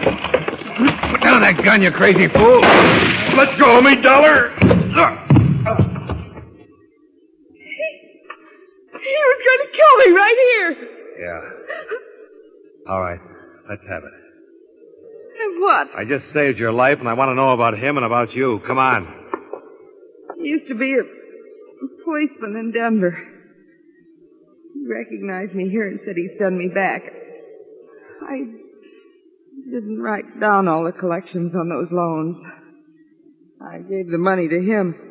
How about Joe? Come on, I want it now. Cherry killed Mr. Hickey. Mr. Hickey found out what I was doing and where the money was going. I only wanted to live here and be left alone. Get your coat. What? I'm taking you in.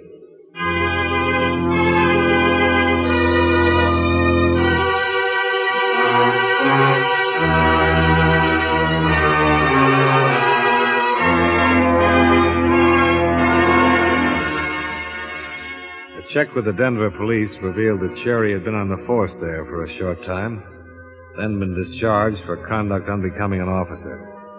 A ballistic expert in Hartford matched slugs from Hickey's body and Walt Younger's leg. Both sets came from Cherry's .38 service revolver. He was arraigned and booked on suspicion of murder, with Vivian Asher named as his accomplice on a charge of grand theft.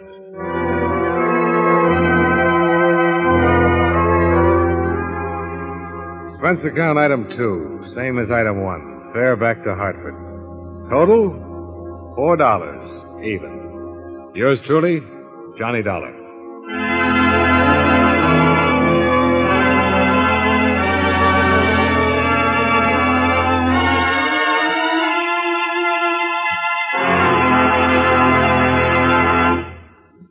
Yours truly, Johnny Dollar, stars John Lund in the title role and was written by E. Jack Newman with music by Eddie Dunstetter.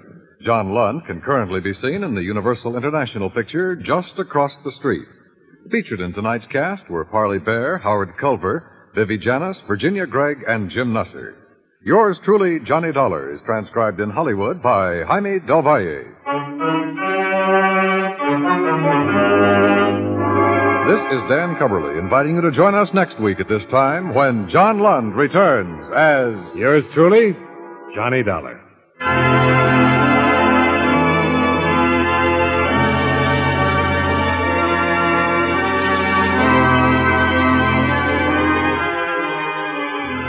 If you like your thrills to be real, your adventures to be true to life, Gangbusters is the show for you. Every Saturday night, most of these same CBS radio stations bring you this enthralling drama that names names, places, and dates in the nation's battle against crime. Oftentimes, the police official originally involved in the case narrates the story.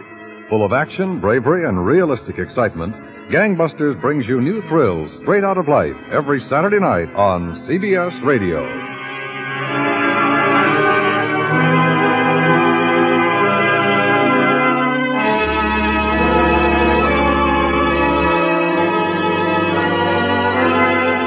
America now listens to 105 million radio sets and listens most to the CBS Radio Network.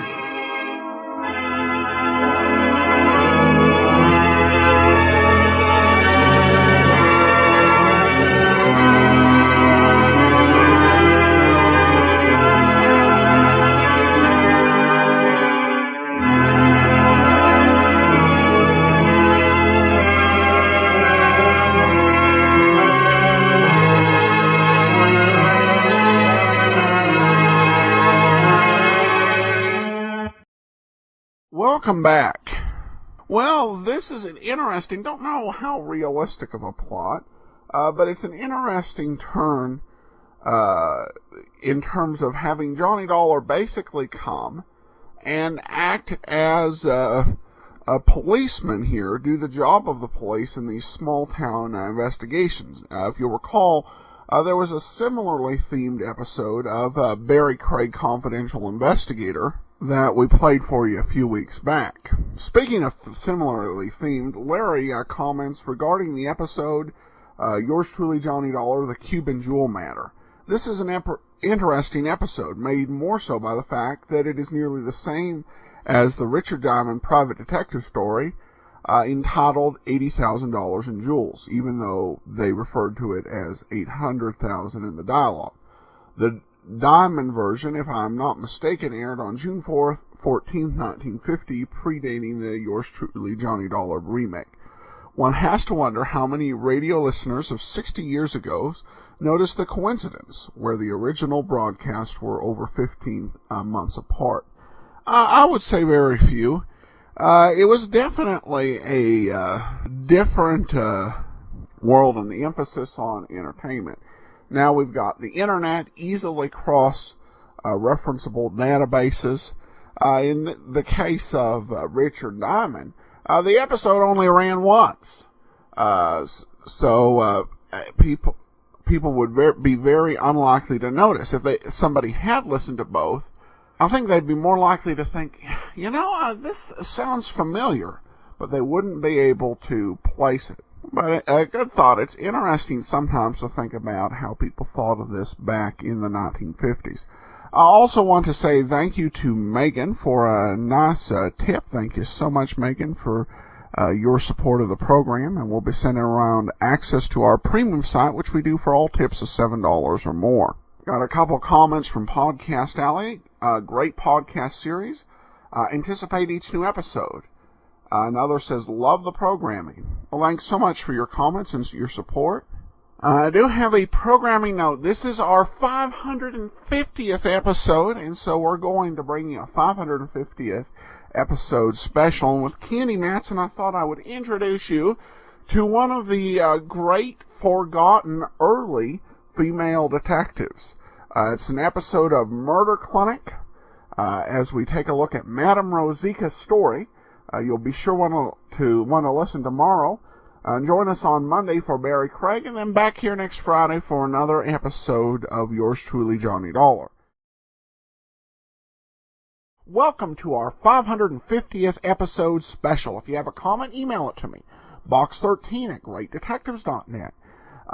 Give us a call, 208-991-4783, and become one of our friends on Facebook. This 550th episode special is brought to you by the support of our listeners. Thank you so much for all your financial support. Well, we're going to bring you something really special. It's the first time we played an episode of the series Murder Clinic. I think I talked about this series about a year or so ago when I first discovered it, but this is the first time we're playing it. Murder Clinic was a series that aired for about 16 months over WOR Mutual in New York. That was the flagship station of the Mutual Broadcasting System. Aired from July of 1942, with the last series ending October the 27th of 1943. And what Murder Clinic did is each episode adapted a well-beloved detective story from some of the popular detectives of the era. Some remain fairly well-known with fans to this day, such as Parker Pine, Father Brown, Philip Trimp, Gideon Fell, Poirot, and The Old Man in the Corner, as well as many others. Unfortunately, most of these episodes have been lost, and of the 6 episodes that survive, 5 are featuring detectives that most people would not recognize, but still had a great deal of popularity towards the beginning to middle part of the 20th century. As we're bringing you Candy Matson, I thought it'd be good to bring out a kind of precursor character to Candy Matson, and that is Madame Rosika Story. Rosika Story was the brainchild of Canadian novelist Hubert Footner, and she was a female crime solver. She presented herself in the books as a practical psychologist. Her stories appeared for 12 years, amounting to 5 novels and a total of 30 short stories. Unlike other female crime solvers of the era, Story was a professional who earned money for her services and never married during the 12-year run of the series. She was accompanied in her adventures by her secretary, Bella Brickley, who was kind of her Dr. Watson. This particular story that Murder Clinic did was originally done as a short story published 16 years before in 1926 in the collection Madam Story. So from September 22nd of 1942, with Madame Rosika's Story, here is The Scrap of Lace.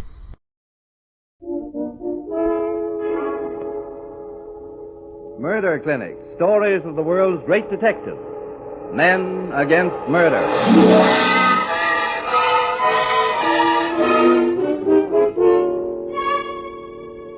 Each week at this time, WOR Mutual turns the spotlight on one of the world's great detectives of fiction and invites you to listen to the story of his most exciting case. Tonight, Madame Rosika Story in The Scrap of Lace.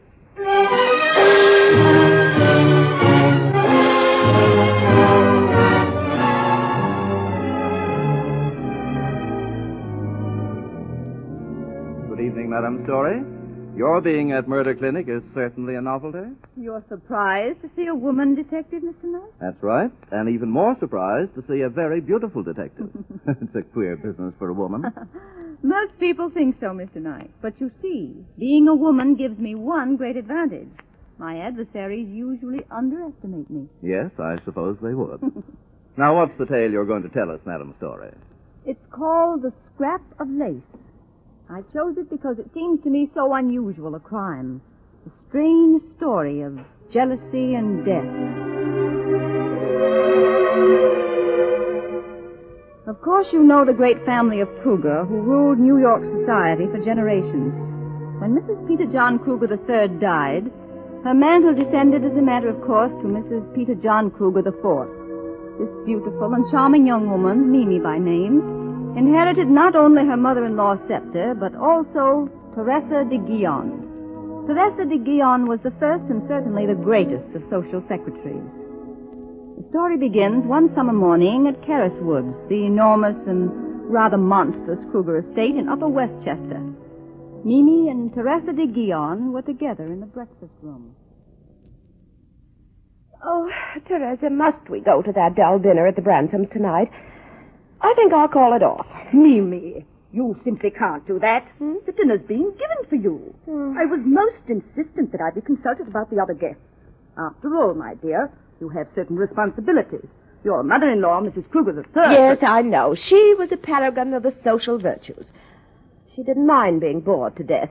Oh, Mimi, you are so lax. What would you do without me? You worry too much, Teresa. You're living in the past. Your little assistant, Louise Mayfield, could possibly take over very well. Louise? Louise Mayfield? That's quite that child. My dear Teresa, she's 21 and very competent. After all, you trained her. Yes, and I am very fond of Louise. She's like a daughter to me. But take my place? Why, surely you're joking, my dear. Oh, yes, of course. You know, Mimi, I'm a bit worried about Louise. She's been acting very odd lately. This party she's going to tonight, I have no idea where it is or who her hostess is to be. Well, wherever it is, she'll have a better time than I will. You know, Teresa, I shouldn't be surprised if Louise has been acting strangely because she's trying to keep away from my handsome cousin, Jack Rowcliffe. She doesn't seem very grateful to you, Teresa, for arranging to marry him off to Vera McPeak. Jack Rowcliffe and Vera McPeak are a splendid match. He has family, position. Vera is young. She can be molded. She can be taught. Oh, certainly, yes. And her father has 100 millions. But I don't blame Jack for straying from the fold. Louise is very lovely, and I find Vera a very trying guest. In fact, I find it all very trying. Mr. Guillaume? Oh, there's Louise. Louise, we're in the breakfast room. Come in here, my dear. Good morning, Mrs. Kruger. Mrs. Guillaume, did you want me this morning? No, Louise, I did. Teresa insists we go to this dinner tonight. Jack and Vera are going with us. We'll be leaving around 7. Tell Jack, won't you? Must I, Mrs. Kruger? Mrs. Kruger has asked you to deliver a message. Do so, my dear.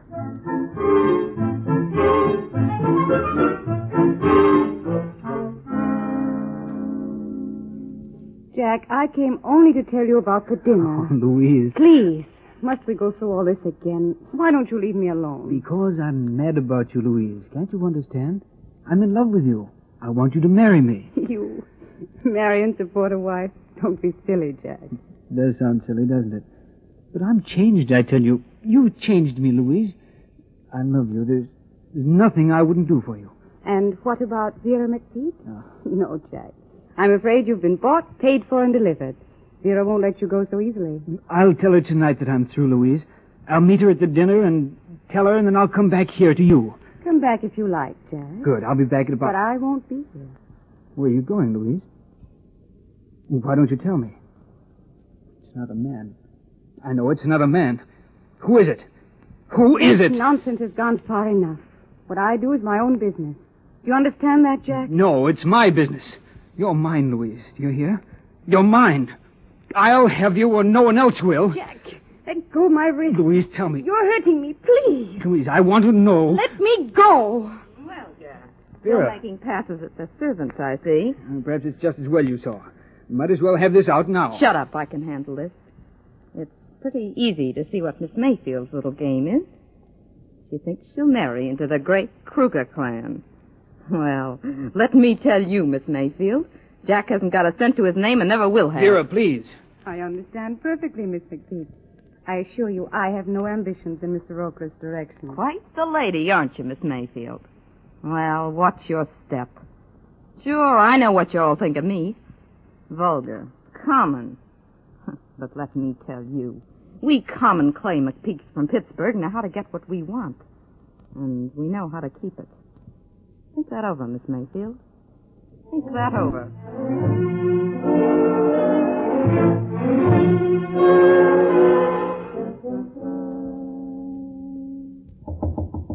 Yes, come in. Mademoiselle, Miss Louise. Madame Kruger has sent me to help you dress for your engagement. Come in, look. How thoughtful of Mrs. Kruger to send you, Suzanne. Have they gone? But oui, the car she left long ago. Oh, don't you see, we're not happy. Monsieur Jacques? He say nothing. And Mademoiselle, his fiancée, the ugly one, she... Oh, you say, she's very angry. Even Madame, she wants not to go. Well, let's not think of them, Suzanne. I'm happy, and I'm going to have a wonderful time. Now, Mademoiselle is très charmante. Very lovely. It is a feast you go to, n'est-ce pas? It is for your young man that your eyes shine so. Maybe. You're too smart, Suzanne. How do I look? Oh, ravissant, Mademoiselle. You'll eat you up. You're so lovely. Suzanne, you are a darling. Yes, yes. Who is it? A letter from Miss Mayfield. Oh, thank you. It is a letter for you, mademoiselle. For me? Well, it's a thick one, isn't it? Oh, how lovely. What an exquisite handkerchief. Why, who could have sent it to me? Madame Kruger must have sent it. It is one of the 6 she bought in Paris. It is perfect, mademoiselle, for your costume, n'est-ce pas? Oh, it's lovely. What a darling Mrs. Kruger is. Oui, she is most generous. Shall I put the scent, the perfume on it, mademoiselle? No, thank you. I'll do it myself, Suzanne. Oh, just put that bottle of gardenia perfume on my dressing table, please. Oui, mademoiselle. Now you can go, Suzanne. I won't need you anymore. Merci, mademoiselle. Au revoir, mademoiselle. Good night, Suzanne, and thank you. Oh, it's so lovely. One more time.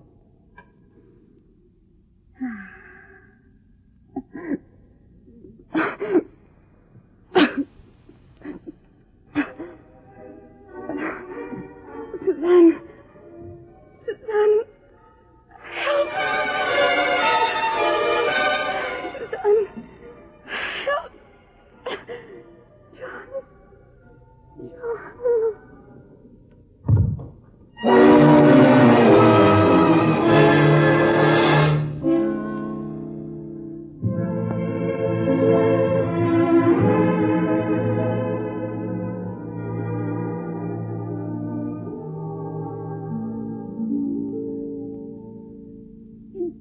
My years of experience, Mimi, I have never had to cope with anything so sordid.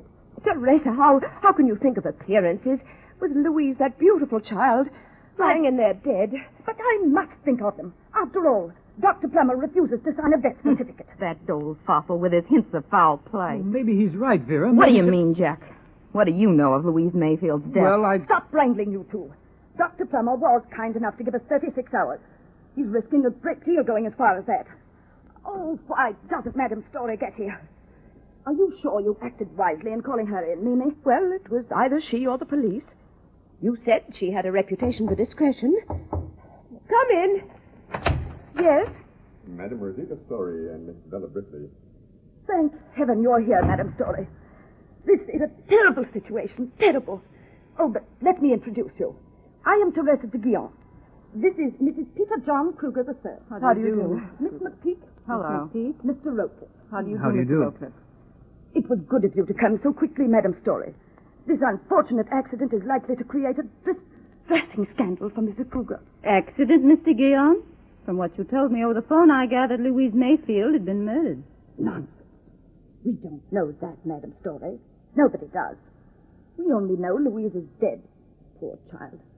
We found her when we returned last night from our dinner party. It isn't nonsense, Teresa, and you know it.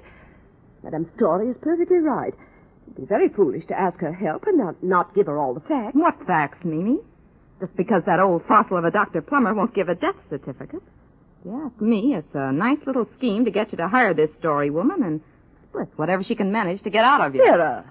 That's an interesting idea, Miss McPeak, though I must confess that so simple and clever a scheme would never have occurred to me. But surely Dr. Plummer offered some other reason for refusing a death certificate? Yes. He says... Oh, it's impossible, but... He says Louise was asphyxiated. Old fool, there isn't a gas outlet in the house. How helpful of you to know that, Miss McPeak.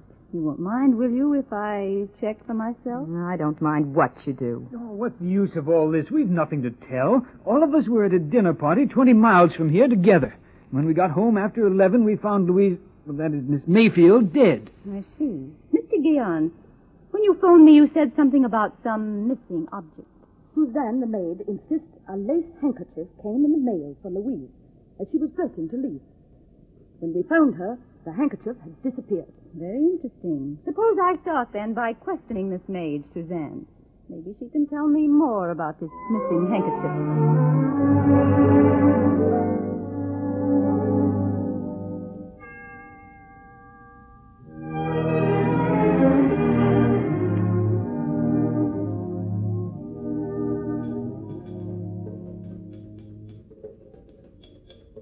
Good morning, Bella. Good morning, Madam Story. Typing last night's notes, I see. Yes. Say, you look worried. What is it? Oh, how can one look out at that peaceful garden and realize that in this house there's someone carrying the mark of Cain on their soul? And you believe Louise Mayfield's death was not a natural one? That she was murdered? No doubt of it. Bella, that girl was asphyxiated. Oh, how horrible. So young and so full of life. And it's our job to find out who killed her. Have you finished typing those notes you took at our interminable interviews last night? Not quite. I'm almost finished. Well, then I think I'll step out on the terrace. Maybe the fresh air will help me think. Something is bothering you. Yes, Bella. What happened to that lace handkerchief Louise Mayfield received in the mail? I'm sure that was the thing that killed her. I must find it. Do call me when you're through with those notes, please.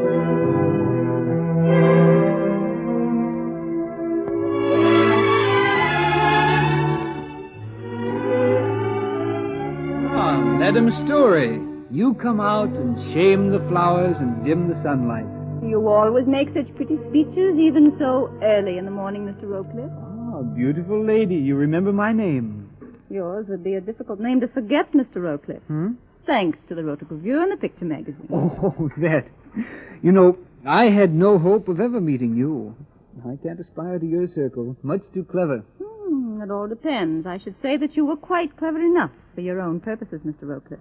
I'm just a lightweight. I wonder. I see you're standing out under her window. That is Miss Mayfield's room up there, isn't it? Yes. Well, that was her room. Ivy-clad walls, old English ivy. Sturdy and strong, too. I wonder why the vines are so torn and broken. Oh, are they? I hadn't noticed. You loved Louise Mayfield very much, didn't you? Yes. I loved her more than anything in life. And she? Oh, why should she care for me? What am I? Nothing but a wastrel. She was in love with someone else. I know it. I could tell. But if I'd known who it was, Why didn't you tell me, Mr. Rowcliffe? You'd left your dinner party and came back here last night. How did you know that I did? I didn't. You've just told me. Thank you. There, you see, I told you you're too clever for me. What time was it when you got here? Well, I don't know. It was about 9:30, I think. I see. You came around back here in the garden. You saw a light in her window, called her, got no answer. And you climbed that ivy up to her window, didn't you? Well, who saw me? Nobody, as far as I know. That broken ivy tells its own story, but not all of it. Tell me, what did you do when you got up there? I suppose you're thinking that I killed her. I wouldn't blame you if you did. I don't care much if you do. I've got nothing more... Please, Mr. Rowcliffe. I'm sorry. Well, I went in and found her lying there on the floor, dead. Then, like the coward I am, I got scared. How could I explain my being there? So I climbed down again the way I went up and drove back to Quaker Ridge. I suppose you don't believe me. Suppose I say I reserve judgment. Now, will you give me the handkerchief that you took from Louise Mayfield's hand? How did you know that? It's obvious. I suppose that you took it as a remembrance of her. Yes, I did. It was the last thing she'd touched. Here it is. Madam Story, could you come into the office a moment? We'll continue this talk later, Mr. Rowcliffe. Will you excuse me now, please? So this letter was pushed under the door. Did you open it, Bella? No, I saw it was addressed to Louise Mayfield, so I called you. I see. It's postmarked Briarcliff. There's a notation on the envelope in pencil. Not a very literate correspondent, Bella. If you want to buy any more info about this letter, we can make a deal. I'll drop around at 11. Well, we haven't long to wait. Now, let's read the letter. Darling, I can hardly wait till Tuesday night when I'll see you again. I'm moving heaven and earth to arrange things so we'll be together for always. All my love, dear. It's signed J. J? That must be Jack Rowcliffe. In the light of what we know of their relationship, does it sound like Jack Rowcliffe? No, that's stupid of me. But the initial. It could be the J stands for John. Peter John Kruger. Uh-huh. This must be our mysterious correspondent now. Come in. Well, ladies, here I am. Johnny on the spot, like I says. Know we do business? You're the Kruger chauffeur, aren't you, Mr. Gargan's the name. Chauffeur and bodyguard. I'm sure you're efficient in both departments, Mr. Gargan. But why the bodyguard? Well, it's like this. The Krugers are important people, see? Mm-hmm. They're likely to be bothered by cranks and other undesirable citizens, get it? They need protection. And I'm the guy that can protect them. Yes, I can see that, Gargan. But now, about this letter. Yeah, that's right. Well, do I sing or don't I? That depends on your song, Gargan. First, tell me, how did you manage to get hold of this letter? Well, it's like this. I always get the mail, see? And I always deliver it. But yesterday, Mrs. Kruger and the old dame are with me. I go in and get the mail, and I look through it to see if there's something for me. And I see this letter. Well, when I come out to the car, Mrs. Kruger says, give me the mail. I hands it to her. And when I get it back, this letter ain't with the others. Well, I don't think much about it till last night when this Mayfield dame was bumped off. Then I begin to smell a rat. And this morning, I did a little mooching around. And here it is. Very graphic, Gargan. How's that? Oh, skip it. Now, what further information have you to give us, Gargan? I can tell you who sent that letter to the Mayfield dame. So, for how much? Half a G. $500? That's an expensive song, Gargan. Ah, nuts. You can put it on the expense account. You're right. Nuts it is. The $500 is yours. Thanks. Here you are. Now, who sent this letter to Louise Mayfield? Well, it was the one who did... Gargan! Madam Story, is he dead? Yes. The shot came through that window. Why? To keep him from telling us who sent that letter to Louise. Help me put him in that closet over there. Brigitte, I won't let you. You can't. You've got to report it. If I report it now, the police would interfere with all my plans. I need 24 hours. You're risking your reputation. We've taken risks before. But this is concealing a murder. Why do you need 24 hours? To learn the secret of this, Bella. Why, that's one of Mrs. Kruger's handkerchiefs. No, Bella. It's the handkerchief. The one Rowcliffe found on Louise Mayfield's body. I'm staking my reputation on this little scrap of lace.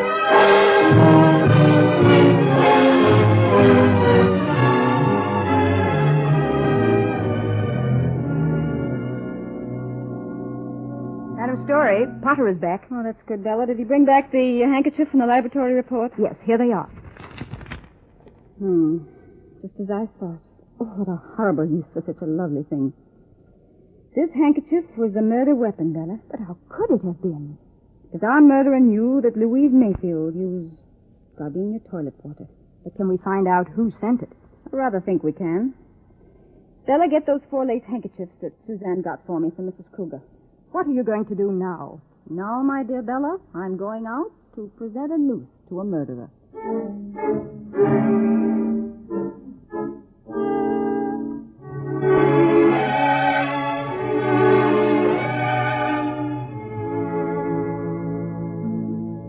Mr. Rowcliffe, I wanted to return this handkerchief to you for safekeeping. I'll want it back tomorrow morning. I don't know how at present. But I feel this handkerchief will be the means of proving who killed Louise Mayfield. So, guard it carefully. Well, I'll do that. You can depend on me, Madam Story. Thank you, Mr. Rowcliffe.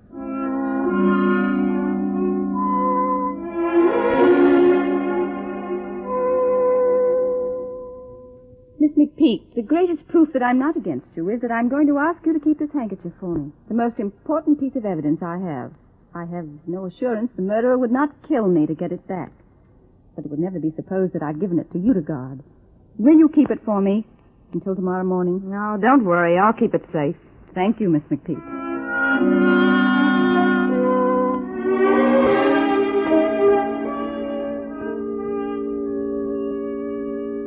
Mrs. Kruger, it's the handkerchief. It's the one that was sent to Louise Mayfield. Where'd you get it?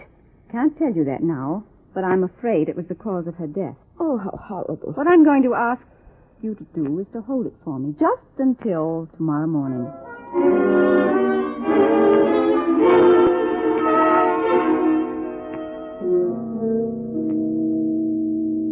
But Miss Guion, you can help. What is the real situation, Madam Story? Oh, I wish I knew. I suspect, but I have no proof. I can go no further without the assistance from the chemists. Whom do you suspect? Oh, you know. I'm afraid I do. Well, what I want you to do is to keep this for me until tomorrow morning.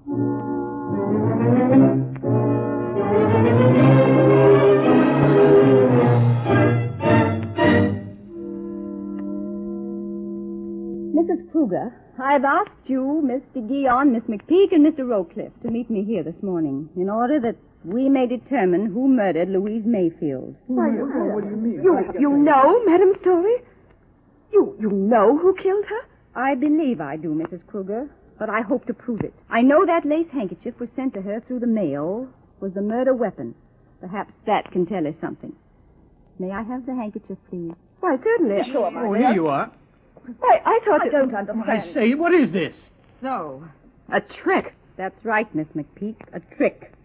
But one only a guilty person need fear. But really, Madame Story, I don't Bella. understand. Yes, Madame Story. Please take the handkerchiefs one at a time.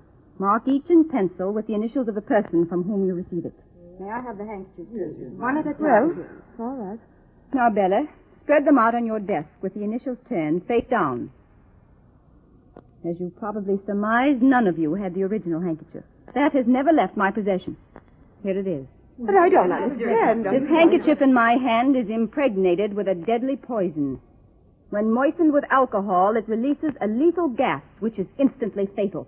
May I remind you that perfume is 90% alcohol, and a young girl about to go out on a romantic tryst would inevitably moisten it with perfume. How horrible. Yes, Mr. Guion, I agree with you. But surely you don't suspect any of us. Why not, Miss McPeak? I've found that a murderer is usually actuated by fear. Fear of what the victim might do to them. All of you faced that fear as far as Louise Mayfield was concerned. But one of you feared so deeply that you dared risk murder to protect what you had. You feared loss of position, prestige, supplanting by a younger, more attractive girl, loss of all that had made life worth living. That one person alone knew what the fatal handkerchief contained. I gave each one of you what you thought was that handkerchief. I was curious to see what disposition you would make of the evidence. Bella. Yes? Please examine those 4 handkerchiefs carefully. And when you've done that, tell me if any of them are changed since they left our hands last evening. Yes, this one has been washed. Washed? Well, I don't understand. Read the initials on it. T-D-E-G. Teresa! Keep away from me. Keep away from me, I say. Keep away from me. I'll shoot. Why you Cat. She shot herself. Oh. It's all my fault. Poor Teresa. Poor thing. She was old. She couldn't stand it. She just couldn't stand it. No, Mrs. Kruger. It wasn't your fault. It was better so. The end of a passing world. Exit an era.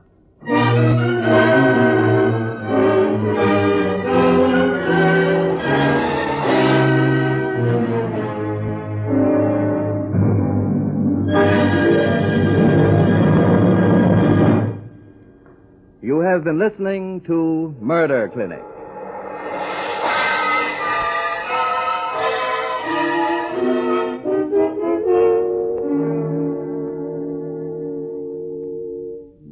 Murder Clinic, the WOR Mutual Series, which brings you each week one exciting case, one member from the select band of the world's great detectives. Next week, Murder Clinic will bring you Sir Henry Merivale, known to his host of admirers as H.M. in Death in the Dressing Room. This famous detective finds a brilliantly clever pickpocket and discovers an even more clever murderer.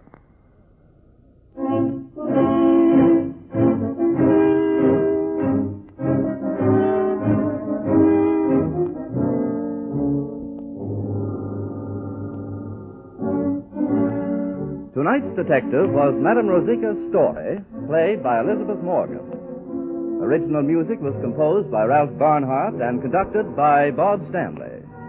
This program was an international exchange feature over the coast-to-coast network of the Canadian Broadcasting Corporation. Tales told on Murder Clinic are adaptations by authors Lee Wright and John A. Bassett. Murder Clinic is produced under the direction of Alvin Flanagan. Frank Knight speaking.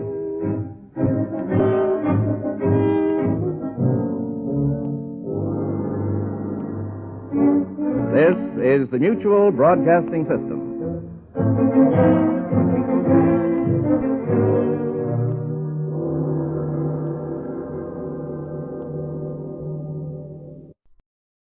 Welcome back. Well, one thing I found when reading up on Madame's story was that many critics say that her stories suffer from a sort of melodramatic style, and we kind of got that here. And the beginning parts had some similarities to some other programs that have fallen out of style with many critics, including Mr. Keen, Tracer of Lost Persons, and the stories of the Hummers, their various mystery franchises. Overall, I thought it was a good mystery, and at one part where, I didn't even get out the calculator to figure out what $526 in 1926 would be in today's money. But that scene with her being willing to give it and just charge it on the expense account shows that fictional private detectives, regardless of their gender or background, are pretty loose with the expense account. Madame's story was definitely a somewhat unique character for the era. There were some other female detectives, such as Marple, and then there was Lady Molly of Scotland Yard, who was created by Baroness Orczy, best known for the Scarlet Pimpernel. But unlike Lady Molly, whose only reason for being a crime solver is to save her fiancé from a false charge, Story was a true crime-solving professional. So a very unique character, and I hope you enjoyed it, and I hope you'll enjoy our next installments of Murder Clinic, which we'll be doing as we get into the Poirot radio series later on this year. In the meanwhile, send your comments to box 13 at greatdetectives.net. Give us a call, 208-991-4783, and become one of our friends on Facebook. Facebook.com/radiodetectives. But from Boise, Idaho, this is your host, Adam Graham, signing off.